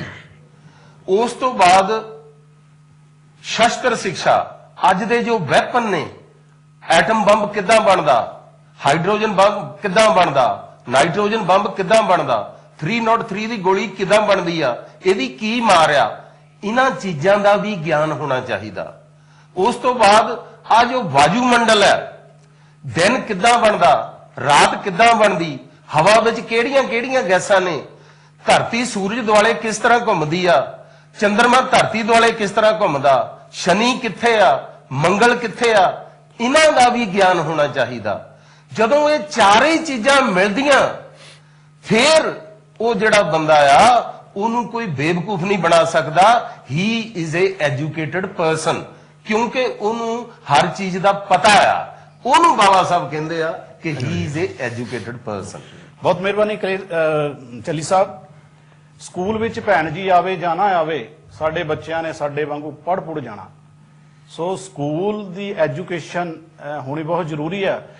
ਗੱਲ ਸਕੂਲ ਦੀ ਚੱਲ ਰਹੀ ਹੈ, ਐਜੂਕੇਸ਼ਨ ਦੀ ਚੱਲ ਰਹੀ ਹੈ। ਮੈਂ ਦੇਵ ਸੁਮਨ ਜੀ ਨੂੰ ਪੁੱਛਣਾ ਚਾਹਾਂਗਾ ਕਿ ਤੁਸੀਂ ਸੰਸਥਾ ਬਣਾਈ ਹੈ, ਕਦੇ ਇਸ ਸਬਜੈਕਟ ਤੇ ਸੋਚਿਆ ਵੀ ਕੋਈ ਸਕੂਲ ਹੋਣਾ ਚਾਹੀਦਾ, ਕੋਈ ਕਾਲਜ ਹੋਣਾ ਚਾਹੀਦਾ ਤਾਂ ਕਿ ਸਾਡੇ ਬੱਚੇ ਜਿਹੜੇ ਆ ਉਹ ਇਹ ਐਜੂਕੇਸ਼ਨ ਲੈ ਸਕਣ? ਬਿਲਕੁਲ ਚਾਲ ਸਾਹਿਬ, ਜਿਸ ਤਰ੍ਹਾਂ ਤੁਸੀਂ ਦੱਸਿਆ ਕਿ ਵੀ ਸਕੂਲ ਦੀ ਗੱਲ ਕੀਤੀ ਹੈ, ਕਿਉਂਕਿ ਜਦੋਂ ਅਸੀਂ ਬਾਬਾ ਸਾਹਿਬ ਨੂੰ ਪੜ੍ਹਦੇ ਹਾਂ ਤਾਂ ਪਹਿਲੀ ਗੱਲ ਹੀ ਉਹਨਾਂ ਨੇ ਜਿਹੜਾ ਸਾਨੂੰ ਮੂਲ ਮੰਤਰ ਦਿੱਤਾ ਆ, ਐਜੂਕੇਟ ਦੇ ਨੂੰ ਧਿਆਨ ਵਿੱਚ ਰੱਖਦਿਆਂ ਹੋਇਆਂ doctor Ambedkar memorial committee of great Britain ਨੇ 2004 ਦੇ ਵਿੱਚ ਇੱਕ ਸੁਪਨਾ ਲਿਆ ਸੀ ਕਿ ਅਸੀਂ ਪੰਜਾਬ ਦੇ ਵਿੱਚ ਆਪਣੇ ਭਰਾਵਾਂ ਨੂੰ, ਆਪਣਾ ਜਿਹੜਾ ਸਮਾਜ ਆ ਉਹਨਾਂ ਵਾਸਤੇ ਕੁਝ ਕਰਾਂਗੇ। ਤਾਂ ਉਹਦੇ ਮਾਧਿਅਮ ਤੋਂ ਅਸੀਂ 2004 ਦੇ ਵਿੱਚ ਇਹ ਸੁਪਨਾ ਜਿਹੜਾ ਲਿਆ ਸੀ ਤੇ ਉਹਦੇ ਪੰਜਾਬ ਦੇ ਵਿੱਚ ਮਾਲਪੁਰ ਰੋਡ, ਅੰਬੇਡਕਰ ਨਗਰ, ਉੱਥੇ ਇੱਕ ਬਹੁਤ ਵਧੀਆ ਸ਼ਾਨਦਾਰ ਡਾਕਟਰ ਬਾਬਾ ਸਾਹਿਬ ਅੰਬੇਡਕਰ ਜੀ ਦੀ ਯਾਦ ਵਿੱਚ doctor Ambedkar Buddhist resource centre Punjab ਦੀ ਉਸਾਰੀ ਕੀਤੀ ਗਈ ਕਿ ਜਿਹੜੀ ਕਿ 2006 ਦੇ ਵਿੱਚ ਮੁਕੰਮਲ ਹੋਈ। ਉਹ ਬਾਬਾ ਸਾਹਿਬ ਦੇ 50ਵੇਂ ਦੀਕਸ਼ਾ ਦਿਵਸ ਤੇ ਅਸੀਂ ਉਹਨਾਂ ਨੂੰ ਸਮਰਪਿਤ ਕੀਤੀ। ਉਹਦੇ ਵਿੱਚ ਅੱਜ ਮੈਂ ਪਿਛਲੇ ਹਫ਼ਤੇ ਹੀ ਇੰਡੀਆ ਤੋਂ ਵਾਪਸ ਆਇਆ ਹਾਂ ਤੇ ਉਹ ਦੇਖ ਕੇ ਆਇਆ ਤੇ ਉਹਦੇ ਵਿੱਚ ਅੱਜ ਜਿਸ ਤਰ੍ਹਾਂ ਦਾ ਸਕੂਲ ਦੀ ਗੱਲ ਚੱਲੀ ਹੈ, ਅੱਜ ਅਸੀਂ ਉੱਥੇ ਸਕੂਲ ਇੱਕ ਚਲਾ ਰਹੇ ਹਾਂ। ਬਹੁਤ ਹੀ ਬਾਖੂਬੀ ਨਾਲ ਉਹ ਸਕੂਲ ਚੱਲ ਰਿਹਾ ਹੈ ਤੇ ਉੱਥੇ ਦਾ ਸਟਾਫ, ਉੱਥੇ ਦੀ ਮੈਨੇਜਮੈਂਟ ਕਮੇਟੀ, ਉਹਨਾਂ ਦੇ ਨਾਲ ਮੁਲਾਕਾਤ ਹੋਈ ਤੇ ਜਿਸ ਤਰ੍ਹਾਂ ਮੈਨੂੰ ਉਹਨਾਂ ਰਿਪੋਰਟ ਦਿੱਤੀ ਕਿ ਬਹੁਤ ਹੀ ਸਹੀ ਵਧੀਆ ਤਰੀਕੇ ਦੇ ਨਾਲ ਸਕੂਲ ਚੱਲ ਰਿਹਾ। ਹੁਣ ਉਹ ਸਕੂਲ 5ਵੀਂ ਕਲਾਸ ਤੱਕ ਚੱਲ ਰਿਹਾ ਤੇ ਉਹਨਾਂ ਨੇ ਮੈਨੂੰ ਵਾਅਦਾ ਕੀਤਾ ਕਿ ਅਗਲੇ ਸਾਲ ਅਸੀਂ ਇਹਨੂੰ 8ਵੀਂ ਤੱਕ ਜਾਂ +2 ਤੱਕ ਸਕੂਲ ਨੂੰ ਲੈ ਜਾਵਾਂਗੇ, ਜਿੱਥੇ ਕਿ ਬਹੁਤ ਹੀ ਥੋੜੀ ਫੀਸ ਤੇ ਅਸੀਂ ਜਿਹੜੇ ਗਰੀਬ ਬੱਚੇ ਉੱਥੇ ਆਲੇ ਦੁਆਲੇ ਪਿੰਡਾਂ ਦੇ ਆ ਉਹਨਾਂ ਨੂੰ ਅਸੀਂ ਐਜੂਕੇਸ਼ਨ ਪ੍ਰਦਾਨ ਕਰ ਰਹੇ ਹਾਂ। ਉਹ ਨਾਲੋਂ ਨਾਲ ਜਦੋਂ ਵੀ ਹੁੰਦਾ ਕਿ ਉਹਨਾਂ ਨੂੰ ਯੂਨੀਫਾਰਮ ਵੀ ਦਿੱਤੀਆਂ ਜਾ ਰਹੀਆਂ ਤੇ ਉਹਦੇ ਨਾਲ ਬੱਚਿਆਂ ਦੇ ਵਾਸਤੇ ਅਸੀਂ ਉਹਨਾਂ ਦੀ ਡੈਂਟਲ ਦੇ ਕੈਂਪ ਲਾਏ ਜਾਂਦੇ ਹਨ ਤੇ ਅਗਲੇ ਸਾਲ ਅਸੀਂ ਇੱਕ ਹੋਰ ਡੈਂਟਲ ਕੈਂਪ ਵੀ ਲਾ ਰਹੇ ਹਾਂ ਤੇ ਉਹਦੇ ਨਾਲ ਫਿਰ ਅਸੀਂ ਕੀ ਕਰ ਰਹੇ ਹਾਂ ਕਿ ਅਸੀਂ ਸਾਡੇ ਮਾਨਯੋਗ ਮੈਂਬਰ ਮੋਹਨ ਲਾਲ ਮਹਿਮੀ ਜੀ ਦੀ ਯਾਦ ਵਿੱਚ ਹਰ ਸਾਲ ਉੱਥੇ ਅੱਖਾਂ ਦਾ ਕੈਂਪ ਲੱਗਦਾ ਹੈ। ਅੱਖਾਂ ਦੇ ਕੈਂਪ ਦੇ ਵਿੱਚ ਜਿੰਨੇ ਵੀ ਸਾਡੇ ਗਰੀਬ ਸਮਾਜ ਦੇ ਲੋਕ ਆਉਂਦੇ ਨੇ ਉਹਨਾਂ ਦਾ ਫ੍ਰੀ ਇਲਾਜ ਕੀਤਾ ਜਾਂਦਾ, ਫ੍ਰੀ ਚੈੱਕਅਪ ਕੀਤਾ ਜਾਂਦਾ। ਜੇ ਕਿਸੇ ਨੂੰ ਐਨਕ ਦਵਾਈ ਜਾਂ ਕਿਸੇ ਦਾ ਆਪਰੇਸ਼ਨ ਹੋਣਾ ਉਹਦਾ ਤੋਂ ਇੱਕ ਵੀ ਪੈਸਾ ਨਹੀਂ ਲਿਆ ਜਾਂਦਾ। ਤੇ ਉਹਦੇ ਨਾਲ ਹੀ ਇੱਕ ਕਮਿਊਨਿਟੀ ਸੈਂਟਰ ਹੈ ਜੀ ਕਿ ਜਿਹੜਾ ਕਿ ਸਾਡੇ ਸਮਾਜ ਵਾਸਤੇ, ਉਹਨਾਂ ਦੇ ਪਿੰਡਾਂ ਵਾਸਤੇ ਕਿ ਅੱਜ ਕੱਲ ਮਹਿੰਗਾਈ ਇੰਨੀ ਆ ਤੇ ਅਸੀਂ ਉਹ ਕਮਿਊਨਿਟੀ ਸੈਂਟਰ ਜਿਹੜਾ ਆ ਬਹੁਤ ਹੀ ਥੋੜੀ ਕੀਮਤ ਤੇ ਉਹਨਾਂ ਨੂੰ ਅਸੀਂ ਦੇ ਰਹੇ ਹਾਂ ਕਿ ਆਪਣੇ ਵਿਆਹ ਸ਼ਾਦੀਆਂ ਜੋ ਬੱਚਿਆਂ ਦੀਆਂ ਪਾਰਟੀਆਂ ਵਗੈਰਾ ਉਹਨਾਂ ਨੂੰ ਅਸੀਂ ਉਹ ਦੇ ਰਹੇ ਹਾਂ ਤੇ ਉਹਦਾ ਉਹ ਹਾਰ ਕਰਕੇ ਤੇ ਉਹਦੇ ਵਿੱਚ ਜੋ ਵੀ ਉਹਨਾਂ ਦੇ ਫੰਕਸ਼ਨ ਨੇ ਉਹ ਉੱਥੇ ਕਰਦੇ ਨੇ। ਤੇ ਦੂਸਰੀ ਗੱਲ ਰਹੀ ਕਿ ਪੰਜਾਬ ਸਕੂਲ ਦੀ +2 ਦੀ ਅਗਲੇ ਸਾਲ ਅਸੀਂ ਉਹ +2 ਤੱਕ ਸਕੂਲ ਦੀ ਤਿਆਰੀ ਕਰ ਰਹੇ ਹਾਂ ਜੀ। ਪਿਆਰੇ ਦਰਸ਼ਕੋ, ਜਿੱਥੇ ਨਾ ਪਹੁੰਚੇ ਕਵੀ ਰਵੀ, ਉੱਥੇ ਪਹੁੰਚੇ ਕਵੀ। ਸਾਡੇ ਕੋਲ ਤਰਸੇਮ ਕੌਲ ਜੀ ਕਵਿਤਾ ਲੈ ਕੇ ਬੈਠੇ ਨੇ, ਪਰ ਕਵਿਤਾ ਵੀ ਸੁਣਾਂਗੇ। ਸਭ ਤੋਂ ਪਹਿਲਾਂ ਮੈਂ ਜਾਣਨਾ ਚਾਹਾਂਗਾ ਕਿ ਜੋ ਤੁਸੀਂ ਸਕੂਲ ਚਲਾ ਰਹੇ ਆ, ਉਹ ਸਕੂਲ ਨੂੰ ਇਨਕਮ ਬਹੁਤ ਜ਼ਰੂਰੀ ਹੈ, ਪੈਸਾ ਬੜਾ ਜ਼ਰੂਰੀ ਆ। ਕੀ ਤੁਹਾਨੂੰ ਇੰਗਲੈਂਡ ਦੇ ਆਮ ਲੋਕੀ ਸਹਿਯੋਗ ਦਿੰਦੇ ਆ ਜਾਂ ਤੁਸੀਂ ਆਪਣੇ ਤੌਰ ਤੇ ਕੋਈ ਉਹਦਾ ਫੰਡ ਰੇਜ਼ ਕਰਦੇ ਹੋ? ਅਸੀਂ ਆਪਣੇ ਤੌਰ ਤੇ ਚਾਲ ਸਾਹਿਬ ਫੰਡ ਰੇਜ਼ ਕਰਦੇ ਹਾਂ। ਕਮੇਟੀ ਨੇ ਕੋਲ ਜੋ ਫੰਡ ਆਉਂਦਾ, ਮੈਂਬਰ ਜੋ ਸਪੋਰਟ ਕਰ ਰਹੇ ਆ, ਅਸੀਂ ਉਹਦੇ ਵਿੱਚੋਂ ਹੀ ਉੱਥੇ ਸਕੂਲ ਤੇ ਲਾ ਰਹੇ ਹੈਗੇ ਆ। ਪਰ ਅਸੀਂ ਬੇਨਤੀ ਕਰਦੇ ਹਾਂ, ਸਕੂਲ ਨੂੰ ਅੱਗੇ ਵਧਾਉਣ ਲਈ ਸਾਨੂੰ ਫੰਡ ਦੀ ਲੋੜ ਹੈ। ਕੋਈ ਨਾ ਕੋਈ ਗਾਹਾਂ ਅਸੀਂ ਵੀ ਚੈਰਿਟੀ ਪ੍ਰੋਗਰਾਮ ਰੱਖਾਂਗੇ ਔਰ ਆਪ ਸਭ ਨੂੰ ਅਸੀਂ ਸੱਦਾ ਪੱਤਰ ਦੇਵਾਂਗੇ ਤੇ ਜ਼ਰੂਰ ਉਸ ਤੇ ਪਹੁੰਚਣਾ। Thank you very much. ਤੁਸੀਂ ਮੈਨੂੰ ਇਹ ਦੱਸੋ ਕਿ ਜਿਹੜੇ ਉੱਥੇ ਬੱਚੇ ਆ, ਕਿੰਨੇ ਬੱਚੇ ਪੜ੍ਹਦੇ ਨੇ ਸਕੂਲ ਦੇ ਵਿੱਚ? ਇਸ ਵੇਲੇ ਤੱਕ ਜੋ ਸਾਨੂੰ ਰਿਪੋਰਟ ਮਿਲੀ ਹੈ 170 ਬੱਚੇ ਜੋ ਗਰੀਬ ਪਰਿਵਾਰਾਂ ਦੇ ਬੱਚੇ ਹਨ, 170 ਬੱਚੇ ਹਨ। ਪਰ ਔਰ ਦਿਨ ਪਰ ਦਿਨ ਉਹ ਦੱਸਦੇ ਕਿ ਵੱਧ ਰਹੇ ਹੈਗੇ ਬੱਚੇ ਜੀ। ਤੁਸੀਂ ਮਤਲਬ ਜੋ ਬਾਬਾ ਸਾਹਿਬ ਨੇ ਐਜੂਕੇਸ਼ਨ ਤੇ ਜ਼ੋਰ ਦਿੱਤਾ, ਉਸ ਨੂੰ ਮੁੱਖ ਰੱਖ ਕੇ ਇਹ ਸਕੂਲ ਚਲਾ ਰਹੇ ਹੋ? ਜੀ ਜੀ। ਕੀ ਆਧਾਰ ਹੁੰਦਾ ਸਕੂਲ ਦਾ? ਉੱਥੇ ਕੀ ਪੜਾਇਆ ਜਾਂਦਾ ਉਹਨਾਂ ਨੂੰ?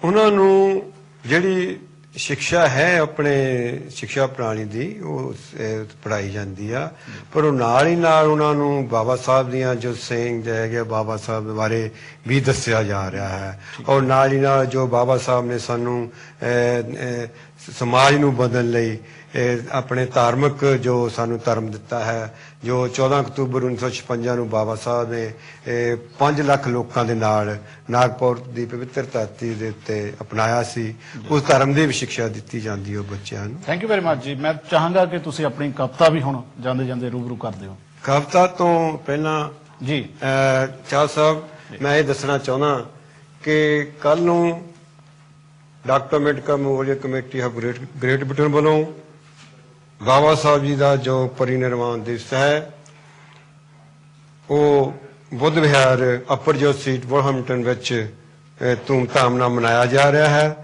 1 ਵਜੇ ਤੋਂ ਲੱਗ ਕੇ 4 ਵਜੇ ਤੱਕ ਆਪ ਸਭ ਨੂੰ ਮੈਂ ਬੇਨਤੀ ਕਰਦਾ ਹਾਂ ਕਿ ਜ਼ਰੂਰ ਇਸ ਪ੍ਰੋਗਰਾਮ ਨੂੰ ਕਾਮਯਾਬ ਕਰਨ ਲਈ ਜ਼ਰੂਰ ਹਿੱਸਾ ਪਾਵੋ ਔਰ ਇਸ ਪ੍ਰੋਗਰਾਮ ਨੂੰ ਕਾਮਯਾਬ ਕਰੋ।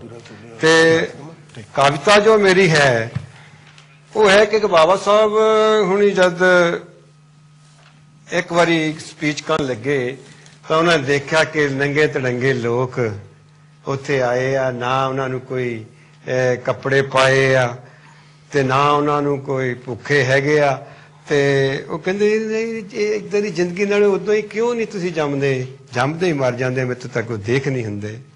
ਕੀ ਜ਼ਿੰਦਗੀ ਹੈ ਤੇਰੀ ਦਲਤਾ, ਕੀ ਜ਼ਿੰਦਗੀ ਹੈ ਤੇਰੀ, ਚਾਰੇ ਪਾਸੇ ਚੱਲ ਰਹੀ ਹੈ ਜ਼ੁਲਮਾਂ ਦੀ ਹਨੇਰੀ। ਕੀ ਜ਼ਿੰਦਗੀ ਹੈ ਤੇਰੀ ਦਲਤਾ, ਕੀ ਜ਼ਿੰਦਗੀ ਹੈ ਤੇਰੀ, ਉਹ ਭੁੱਖਾ ਢਿੱਡ ਤੇ ਤਨ ਤੇ ਲੀਰਾਂ, ਹੋਇਆ ਹਾਲ ਬਾਂਗ ਫਕੀਰਾਂ। ਉਹ ਕੋਟ ਕਚਹਿਰੀ ਤੇਤੋਂ ਡਰਦੇ, ਉਹ ਡਰਦੇ ਹਾਕਮ ਕੁਛ ਨਾ ਕਰਦੇ। ਭਾਵੇਂ ਅੰਗਰੇਜ਼ਾਂ ਦੀ ਸਰਕਾਰ ਸੀ ਪਰ ਫੇਰ ਵੀ ਉਹ ਵੀ ਕੁਛ ਨਹੀਂ ਕਰ ਰਹੇ ਸੀਗੇ। ਤੂੰ ਮੰਦਰਾਂ ਦੀਆਂ ਪੌੜੀਆਂ ਚੜ੍ਹ ਨਹੀਂ ਸਕਦਾ। ਚਾਹ ਸਾਹਿਬ ਤੁਹਾਨੂੰ ਪਤਾ ਹੋਣਾ ਕਿ ਬਾਬਾ ਸਾਹਿਬ ਨੇ ਮੰਦਿਰ ਤੇ ਜਾਣ ਲਈ ਅੰਦੋਲਨ ਸ਼ੁਰੂ ਕੀਤੇ। ਜਦੋਂ ਅੰਦੋਲਨ ਸ਼ੁਰੂ ਕੀਤੇ ਬਾਬਾ ਸਾਹਿਬ ਨੂੰ ਖੁਦ ਆਪਣੇ ਆਪ ਤੇ ਲਾਠੀਆਂ ਖਾਣੀਆਂ ਪਈਆਂ। ਤੂੰ ਮੰਦਰਾਂ ਦੀਆਂ ਪੌੜੀਆਂ ਚੜ੍ਹ ਨਹੀਂ ਸਕਦਾ ਤੇ ਵਿੱਚ ਸਕੂਲੀ ਤੂੰ ਵੜ ਨਹੀਂ ਸਕਦਾ, ਉਹ ਸਰਕਾਰੀ ਨੌਕਰੀਆਂ ਕਰ ਨਹੀਂ ਸਕਦਾ ਤੇ ਖੂਹਾਂ ਤੋਂ ਪਾਣੀ ਭਰ ਨਹੀਂ ਸਕਦਾ। ਜਾਇਦਾਦ ਜ਼ਮੀਨਾਂ ਛੱਡੋ, ਆਪਣਾ ਜੋ ਘਰ ਹੈ ਉਹ ਵੀ ਤੂੰ ਆਪਣੇ ਨਾਂ ਤੇ ਨਹੀਂ ਲਾ ਸਕਦਾ। ਹਾਲਤ ਦੇਖ ਗਰੀਬਾ ਤੇਰੀ, ਮੇਰਾ ਦਿਲ ਪਿਆ ਗੋਤੇ ਖਾਂਦਾ। ਉਹ ਇੰਨੇ ਦੁੱਖ ਸਹਾਰਨ ਨਾਲੋਂ ਤੂੰ ਜੰਮਦਾ ਹੀ ਮਰ ਕਿਉਂ ਨਹੀਂ ਜਾਂਦਾ। MLA MP ਤੱਕ ਕੀ ਵੋਟ ਵੀ ਨਹੀਂ ਨਾ ਇੱਥੇ ਤੇਰੀ, ਤੂੰ ਗੁਲਾਮ ਹੀ ਜੰਮਦਾ ਤੇ ਗੁਲਾਮ ਹੀ ਬਣ ਜਾਂਦੀ ਹੈ ਢੇਰੀ। ਕੀ ਜ਼ਿੰਦਗੀ ਹੈ ਤੇਰੀ ਦਲਤਾ, ਕੀ ਜ਼ਿੰਦਗੀ ਹੈ ਤੇਰੀ। ਉਹਨਾਂ ਨੇ ਇਲਾਜ ਦੱਸਿਆ ਕਿ ਤੇਰਾ ਹੀ ਕੰਮ ਹੈ ਉਹ ਦਲਿਤ ਗਰੀਬਾਂ ਤੇ ਤੈਨੂੰ ਕਰਨਾ ਵੀ ਪੈਣਾ ਆਪੇ, ਕਿਸੇ ਨੇ ਨਹੀਂ ਆ ਕੇ ਕਰਨਾ। ਉਹ ਤੇਰਾ ਹੀ ਕੰਮ ਹੈ ਉਹ ਦਲਿਤ ਗਰੀਬਾਂ ਤੇ ਤੈਨੂੰ ਕਰਨਾ ਵੀ ਪੈਣਾ ਆਪੇ। ਜੇ ਜ਼ੁਲਮ ਕਰਨਾ ਪਾਪ ਤੇ ਜ਼ੁਲਮ ਸਹਾਰਨਾ ਵੀ ਪਾਪ ਹੈ। ਬੱਕਰੇ ਹੀ ਦੀ ਨਿਤ ਬਣੀ ਨੇ ਚੜਦੇ, ਸਿੱਖੋ ਤੁਸੀਂ ਸ਼ੇਰੋ ਬਣਨਾ। ਭੀਖ ਮੰਗਿਆ ਕਦੀ ਹੱਕ ਨਹੀਂ ਮਿਲਦੇ, ਭੀਖ ਮੰਗਿਆ ਕਦੀ ਹੱਕ ਨਾ ਮਿਲਦੇ। ਹੱਕਾਂ ਲਈ ਤਾਂ ਪੈਂਦਾ ਲੜਨਾ, ਤੈਨੂੰ ਗੁਲਾਮ ਰੱਖਣੇ ਲਈ, ਤੈਨੂੰ ਗੁਲਾਮ ਰੱਖਣੇ ਲਈ ਬੰਦ ਨੇ ਕੀਤੇ ਹਰ ਦਰਵਾਜ਼ੇ। ਤੁਸੀਂ ਗੁਲਾਮ ਨਹੀਂ ਸੀ, ਤੁਸੀਂ ਗੁਲਾਮ ਨਹੀਂ ਸੀ, ਤੁਸੀਂ ਸੀ ਇੱਥੋਂ ਦੇ ਸੂਰਮੇ ਰਾਜੇ। ਉਹ ਕੋਲ ਜੇ ਤੁਸੀਂ ਮੁੜ ਰਾਜੇ ਬਣਨਾ, ਸਿੱਖੋ ਸੀਸ ਤਲੀ ਤੇ ਧਰਨਾ ਤੇ ਲਿਖ ਲਓ ਆਪਣੀਆਂ ਕੰਧਾਂ ਉੱਤੇ, ਹਾਕਮ ਕੌਮ ਅਸੀਂ ਹੈ ਬਣਨਾ, ਹਾਕਮ ਕੌਮ ਅਸੀਂ ਹੈ ਬਣਨਾ, ਹਾਕਮ ਕੌਮ ਅਸੀਂ। ਬਹੁਤ ਮਿਹਰਬਾਨੀ ਜੀ, ਬਹੁਤ ਅੱਛੀ ਬਹੁਤ ਖੂਬਸੂਰਤ ਕਵਿਤਾ ਕੌਲ ਸਾਹਿਬ ਨੇ ਪੇਸ਼ ਕੀਤੀ ਹੈ। ਚੱਲ ਉੱਠ ਭਰਾਵਾ, ਚੱਲ ਉੱਠ ਦਲਿਤ ਭਰਾਵਾ, ਕੁਝ ਕੱਜ ਕਰ ਲੈ, ਇਹ ਕੰਮ ਤੈਨੂੰ ਕਰਨਾ ਪੈਣਾ ਹੈ, ਚਾਹੇ ਅੱਜ ਕਰ ਲੈ ਚਾਹੇ ਕੱਲ ਕਰ ਲੈ। ਸੋ ਸਾਡੇ ਕੋਲ ਦੇਵ ਸੁਮਨ ਜੀ ਪਹਿਲਾਂ ਵੀ ਗੱਲ ਕੀਤੀ ਹੈ, ਮੈਂ ਉਹਨਾਂ ਨੂੰ ਗੱਲ ਥੋੜੀ ਜਿਹੀ ਕੰਟਰੋਵਰਸੀ ਚ ਲੈ ਕੇ ਜਾਣਾ ਚਾਹਾਂਗਾ ਕਿ ਬਾਬਾ ਸਾਹਿਬ ਨੇ ਇਹ ਗੱਲ ਬਾਰ-ਬਾਰ ਦੁਹਰਾਈ ਜਾਂਦੀ ਹੈ ਕਿ ਬਾਬਾ ਸਾਹਿਬ ਨੇ ਪਾਸਪੋਰਟ ਸਾਨੂੰ ਹੱਕ ਲੈ ਕੇ ਦਿੱਤਾ ਪਾਸਪੋਰਟ ਬਣਾਉਣ ਦਾ, ਔਰ ਅਸੀਂ ਵਿਦੇਸ਼ਾਂ 'ਚ ਅੱਜ ਬੈਠੇ ਹੋਏ ਹਾਂ। ਉਹਨਾਂ ਦੀ ਬਦੌਲਤ ਬੜੇ ਕੰਮ ਕੀਤੇ ਬਾਬਾ ਸਾਹਿਬ ਨੇ, ਲੇਕਿਨ ਅਸੀਂ ਉਹਨਾਂ ਨੂੰ ਉਹ ਰਿਸਪੈਕਟ ਨਹੀਂ ਦੇ ਸਕੇ। ਬਲੈਦ ਦੇ ਵਿੱਚ ਮੈਂ ਦੇਖਿਆ ਜਾਂ ਬਹੁਤ ਸਾਰੀਆਂ ਹੋਰ ਕੰਟਰੀਆਂ 'ਚ ਜਿਹੜੀ ਦੇਣੀ ਚਾਹੀਦੀ ਸੀ। ਤੁਹਾਡੇ ਖਿਆਲ ਨਾਲ ਬਾਬਾ ਸਾਹਿਬ ਨੂੰ ਕਿਹੜਾ ਰੁਤਬਾ ਸੀ ਮਿਲਣਾ ਚਾਹੀਦਾ ਸੀ ਜਿਹੜੇ ਅਸੀਂ ਲੋਕ ਦੇ ਨਹੀਂ ਰਹੇ? ਦੇਖੋ ਚਾਲ ਸਾਹਿਬ, ਬਾਬਾ ਸਾਹਿਬ ਡਾਕਟਰ ਅੰਬੇਡਕਰ ਜੀ ਨੇ ਆਪਣੇ ਭਾਸ਼ਣ ਦੇ ਵਿੱਚ ਕਿਹਾ ਸੀ, ਮੇਰੀ ਜੈ ਭੀਮ ਕਰਨ ਦੇ ਨਾਲੋਂ ਜੀ ਜੋ ਮੈਂ ਤੁਹਾਨੂੰ ਕਿਹਾ ਹੈ ਉਹ ਕਰੋ।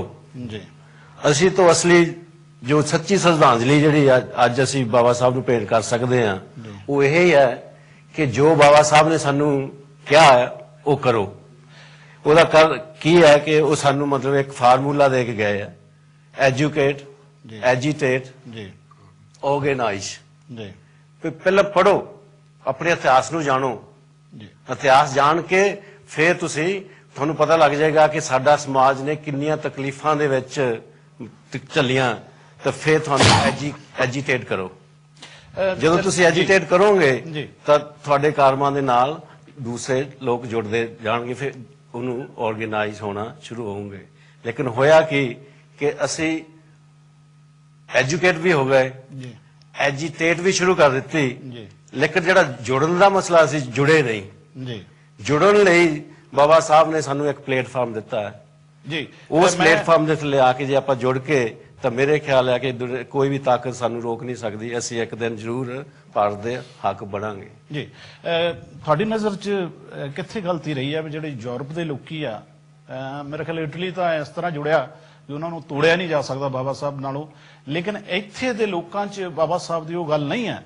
ਇਹ ਕੀ ਕਾਰਨ ਹੈ ਤੁਹਾਡੀ ਨਜ਼ਰ 'ਚ? ਚੱਲੀ ਸਾਹਿਬ ਕੀ ਗੱਲ ਹੈ, ਕਿੱਥੇ ਖੜੀ ਹੈ ਗੱਲ? ਮੇਰੇ ਹਿਸਾਬ ਨਾਲ ਜਿਸ ਤਰ੍ਹਾਂ ਕਿ ਸੁਮਨ ਸਾਹਿਬ ਨੇ ਕਿਹਾ, ਐਜੂਕੇਸ਼ਨ ਦੀ ਘਾਟ ਹੈ ਜੀ।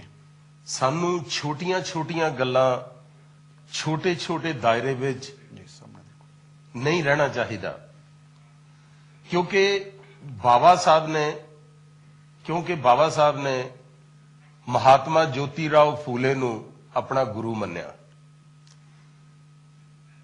ਬਾਬਾ ਸਾਹਿਬ ਤੋਂ ਪਹਿਲਾਂ ਸਮਾਜਿਕ ਕ੍ਰਾਂਤੀ ਵਾਸਤੇ, ਐਜੂਕੇਸ਼ਨ ਵਾਸਤੇ ਮਹਾਤਮਾ ਜੋਤੀ ਰਾਓ ਫੂਲੇ ਨੇ ਮੂਵਮੈਂਟ ਸ਼ੁਰੂ ਕੀਤੀ ਹੋਈ ਸੀ। ਅਗਰ ਉਹਨਾਂ ਦੀ ਮੂਵਮੈਂਟ ਬਾਬਾ ਸਾਹਿਬ ਤੋਂ ਪਹਿਲਾਂ ਨਾ ਸ਼ੁਰੂ ਕੀਤੀ ਹੋਈ ਹੁੰਦੀ, ਸ਼ਾਇਦ ਉਹ ਕੁਝ ਬਾਬਾ ਸਾਹਿਬ ਸਾਡੇ ਲਈ ਨਾ ਕਰ ਸਕਦੇ ਜੋ ਕੁਝ ਉਹਨਾਂ ਨੇ ਕੀਤਾ ਆ। ਕਿਉਂਕਿ ਮਹਾਤਮਾ ਜੋਤੀ ਰਾਓ ਫੂਲੇ ਨੇ ਕਿਹਾ ਕਿ ਇੱਕ ਵਿਦਿਆ ਨਾ ਹੋਣ ਕਰਕੇ ਅਸੀਂ ਗੁਲਾਮ ਹੋ ਗਏ। ਉਹ ਕਹਿੰਦੇ ਬੁੱਧੀ ਗਈ, ਰਾਜਨੀਤੀ ਗਈ, ਰਾਜਨੀਤੀ ਗਈ, ਧਨ ਗਿਆ, ਧਰਮ ਗਿਆ, ਇੱਜ਼ਤ ਗਈ, ਇੱਜ਼ਤ ਮਾਣ ਗਿਆ, ਸਭ ਕੁਝ ਗਿਆ। ਇੱਕ ਐਜੂਕੇਸ਼ਨ ਨਾ ਹੋਣ ਕਰਕੇ ਅਸੀਂ ਕੰਗਾਲ ਹੋ ਗਏ, ਅਸੀਂ ਗੁਲਾਮ ਹੋ ਗਏ। ਇਹ ਸਾਰੀ ਜਿਹੜੀ ਤਾਕਤ ਹੈ ਇਹ ਐਜੂਕੇਸ਼ਨ ਕੋਲ ਆ। ਸਾਨੂੰ ਪਹਿਲਾਂ ਐਜੂਕੇਸ਼ਨ ਪਾ ਕੇ ਆਪਣੇ ਇਤਿਹਾਸ ਨੂੰ ਦੇਖਣਾ ਹੋਵੇਗਾ ਔਰ ਫਿਰ ਉਹਨੂੰ ਅਪਣਾਉਣਾ ਹੋਵੇਗਾ। ਮੈਂ ਸੌਰੀ ਤੁਹਾਨੂੰ ਇੰਟਰਰਪਟ ਕਰਦਾ, ਮੈਂ ਇਹ ਕੁਐਸਚਨ ਜਾਣਨਾ ਚਾਹਨਾ। ਮੁਸਲਿਮ ਧਰਮ ਦੇ ਵਿੱਚ 1,85,000 ਪੈਗੰਬਰ ਮੰਨੇ ਜਾਂਦੇ ਨੇ। ਉਹਨਾਂ ਦੇ ਧਰਮ ਚਾਹੇ ਉਹਨਾਂ ਦੀ ਰਿਸਪੈਕਟ ਦਿੱਤੀ ਹੈ। ਸਾਡੇ ਦਲਿਤ ਸਮਾਜ ਦੇ ਵਿੱਚ ਜੋ ਭੈਣ ਜੀ ਨੇ, ਮੈਂ ਪਹਿਲਾਂ ਵੀ ਗੱਲ ਕੀਤੀ, ਪ੍ਰੇਰਣਾ ਸਥਲ ਦੇ ਵਿੱਚ ਉਹ ਸਾਰੇ ਮਹਾਂਪੁਰਸ਼ਾਂ ਨੂੰ ਇਕੱਠਿਆਂ ਕੀਤਾ, ਜਿਨ੍ਹਾਂ ਚੋਂ ਮੁੰਡਾ ਜੀ, ਪੈਰੀਅਰ ਸਵਾਮੀ ਜੀ, ਜਾਂ ਹੋਰ ਵੀ ਬੜੇ ਨਾਂ ਨੇ ਜਿਹੜੇ ਹੁਣ ਤੁਸੀਂ ਵੀ ਲਿਆ। ਅਸੀਂ ਲੋਕ ਇਹ ਸਾਰੇ ਜੋ ਨਾਂ ਦਲਿਤ ਸਮਾਜ 'ਚ ਵਰਕ ਕਰਨ ਵਾਲੇ ਨੇ, ਉਹਨਾਂ ਨੂੰ ਇਕੱਠਿਆਂ ਲੈ ਕੇ ਕਿਉਂ ਨਹੀਂ ਤੁਰ ਰਹੇ ਜਾਂ ਤੁਰ ਸਕੇ ਨਹੀਂ? ਦੇਖੋ, ਹਰ ਮਹਾਂਪੁਰਸ਼ ਨੇ ਆਪਣੇ ਜ਼ਮਾਨੇ ਵਿੱਚ ਆਪਣੇ ਹਿਸਾਬ ਨਾਲ ਜੋ ਕੁਝ ਉਹ ਕਰ ਸਕਦੇ ਸੀ ਉਹ ਕੀਤਾ ਜੀ। ਜਿਸ ਤਰ੍ਹਾਂ ਕਿ ਬਾਬਾ ਸਾਹਿਬ ਨੇ ਵੀ ਜਿਹੜੇ ਸਾਡੇ ਬਜ਼ੁਰਗ ਹੋਏ ਨੇ ਪਹਿਲਾਂ, ਉਹਨਾਂ ਨੇ ਉਹਨਾਂ ਦਾ ਸਤਿਕਾਰ ਕੀਤਾ ਜੀ। ਥੈਂਕ ਯੂ ਜੀ ਜੀ ਜੀ। ਉਹਨਾਂ ਨੇ ਉਹਨਾਂ ਦਾ ਸਤਿਕਾਰ ਕੀਤਾ। ਜਿਵੇਂ ਕਿ ਹੂ ਵਾਜ਼ ਦਾ ਸ਼ੂਦਰਾ ਜਿਹੜੀ ਕਿਤਾਬ ਆ, ਉਹਨਾਂ ਨੇ ਸਾਡੇ 3 ਮਹਾਂਪੁਰਸ਼ਾਂ ਨੂੰ, ਸ੍ਰੀ ਗੁਰੂ ਰਵਿਦਾਸ ਜੀ, ਚੋਖਾ ਮੇਲਾ, ਨੰਦਨਾਰ, ਉਹਨਾਂ ਨੂੰ ਅਰਪਿਤ ਕੀਤੀ ਆ। ਉਹਨਾਂ ਨੇ ਉਹਨਾਂ ਦੇ ਕੰਮਾਂ ਨੂੰ ਸਲਾਹਿਆ ਕਿ ਆਪਣੇ ਜ਼ਮਾਨੇ ਵਿੱਚ ਆਪਣੇ ਹਿਸਾਬ ਨਾਲ ਉਹ ਜੋ ਕੁਝ ਕਰ ਸਕਦੇ ਸੀ ਉਹਨਾਂ ਨੇ ਕੀਤਾ। ਇਸ ਲਈ ਮੈਂ ਉਹਨਾਂ ਦਾ ਸਤਿਕਾਰ ਕਰਦਾ। ਬਹੁਤ ਮਿਹਰਬਾਨੀ ਜੀ। ਟਾਈਮ ਬੜਾ ਸਪੀਡ ਦੇ ਨਾਲ ਜਾ ਰਿਹਾ, ਗੱਲਾਂ ਬੜੀਆਂ ਕਰਨ ਵਾਲੀਆਂ ਨੇ, ਕੁਝ ਹੋਰ ਬਹੁਤ ਸਾਰੀਆਂ ਗੱਲਾਂ ਰਹਿ ਗਈਆਂ ਨੇ ਮਨਾਂ 'ਚ। ਟਾਈਮ ਟੂ ਟਾਈਮ ਆਪਾਂ ਉਹ ਵੀ ਕਵਰ ਕਰਦੇ ਰਵਾਂਗੇ। ਮੈਂ ਥੋੜਾ ਜਿਹਾ ਸ਼ਾਰਟ 'ਚ ਜਾਣਨਾ ਚਾਹਾਂਗਾ, ਕੌਲ ਜੀ, ਤੁਸੀਂ ਅੰਬੇਡਕਰ ਕਮੇਟੀ ਨੇ ਬਾਬਾ ਸਾਹਿਬ ਨਾਲ ਸੰਬੰਧਿਤ ਕੀ ਬਣਾਇਆ ਇੱਕ ਅੱਧੇ ਮਿੰਟ ਦੇ ਵਿੱਚ?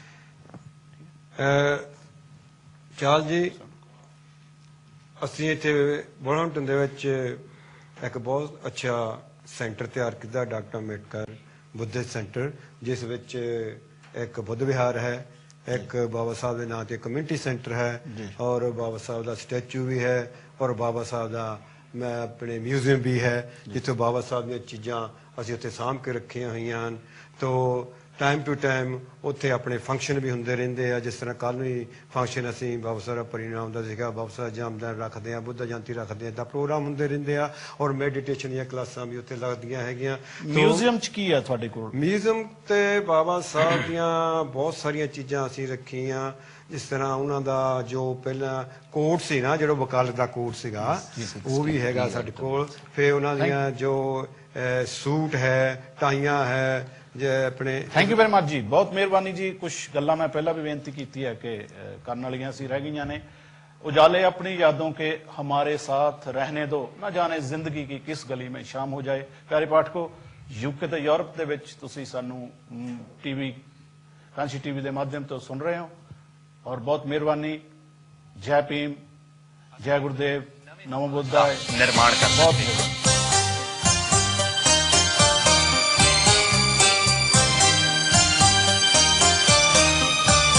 राह दस गया पढ़ के पढ़ा के, जान मोया होया बंदियां च पा के। राह दस गया पढ़ के पढ़ा के, जान मोया होया बंदियां च पा के। आप सौ गया तू कौम नू जगा के, आप सौ गया तू कौम नू जगा के। छेती तुर गया कौम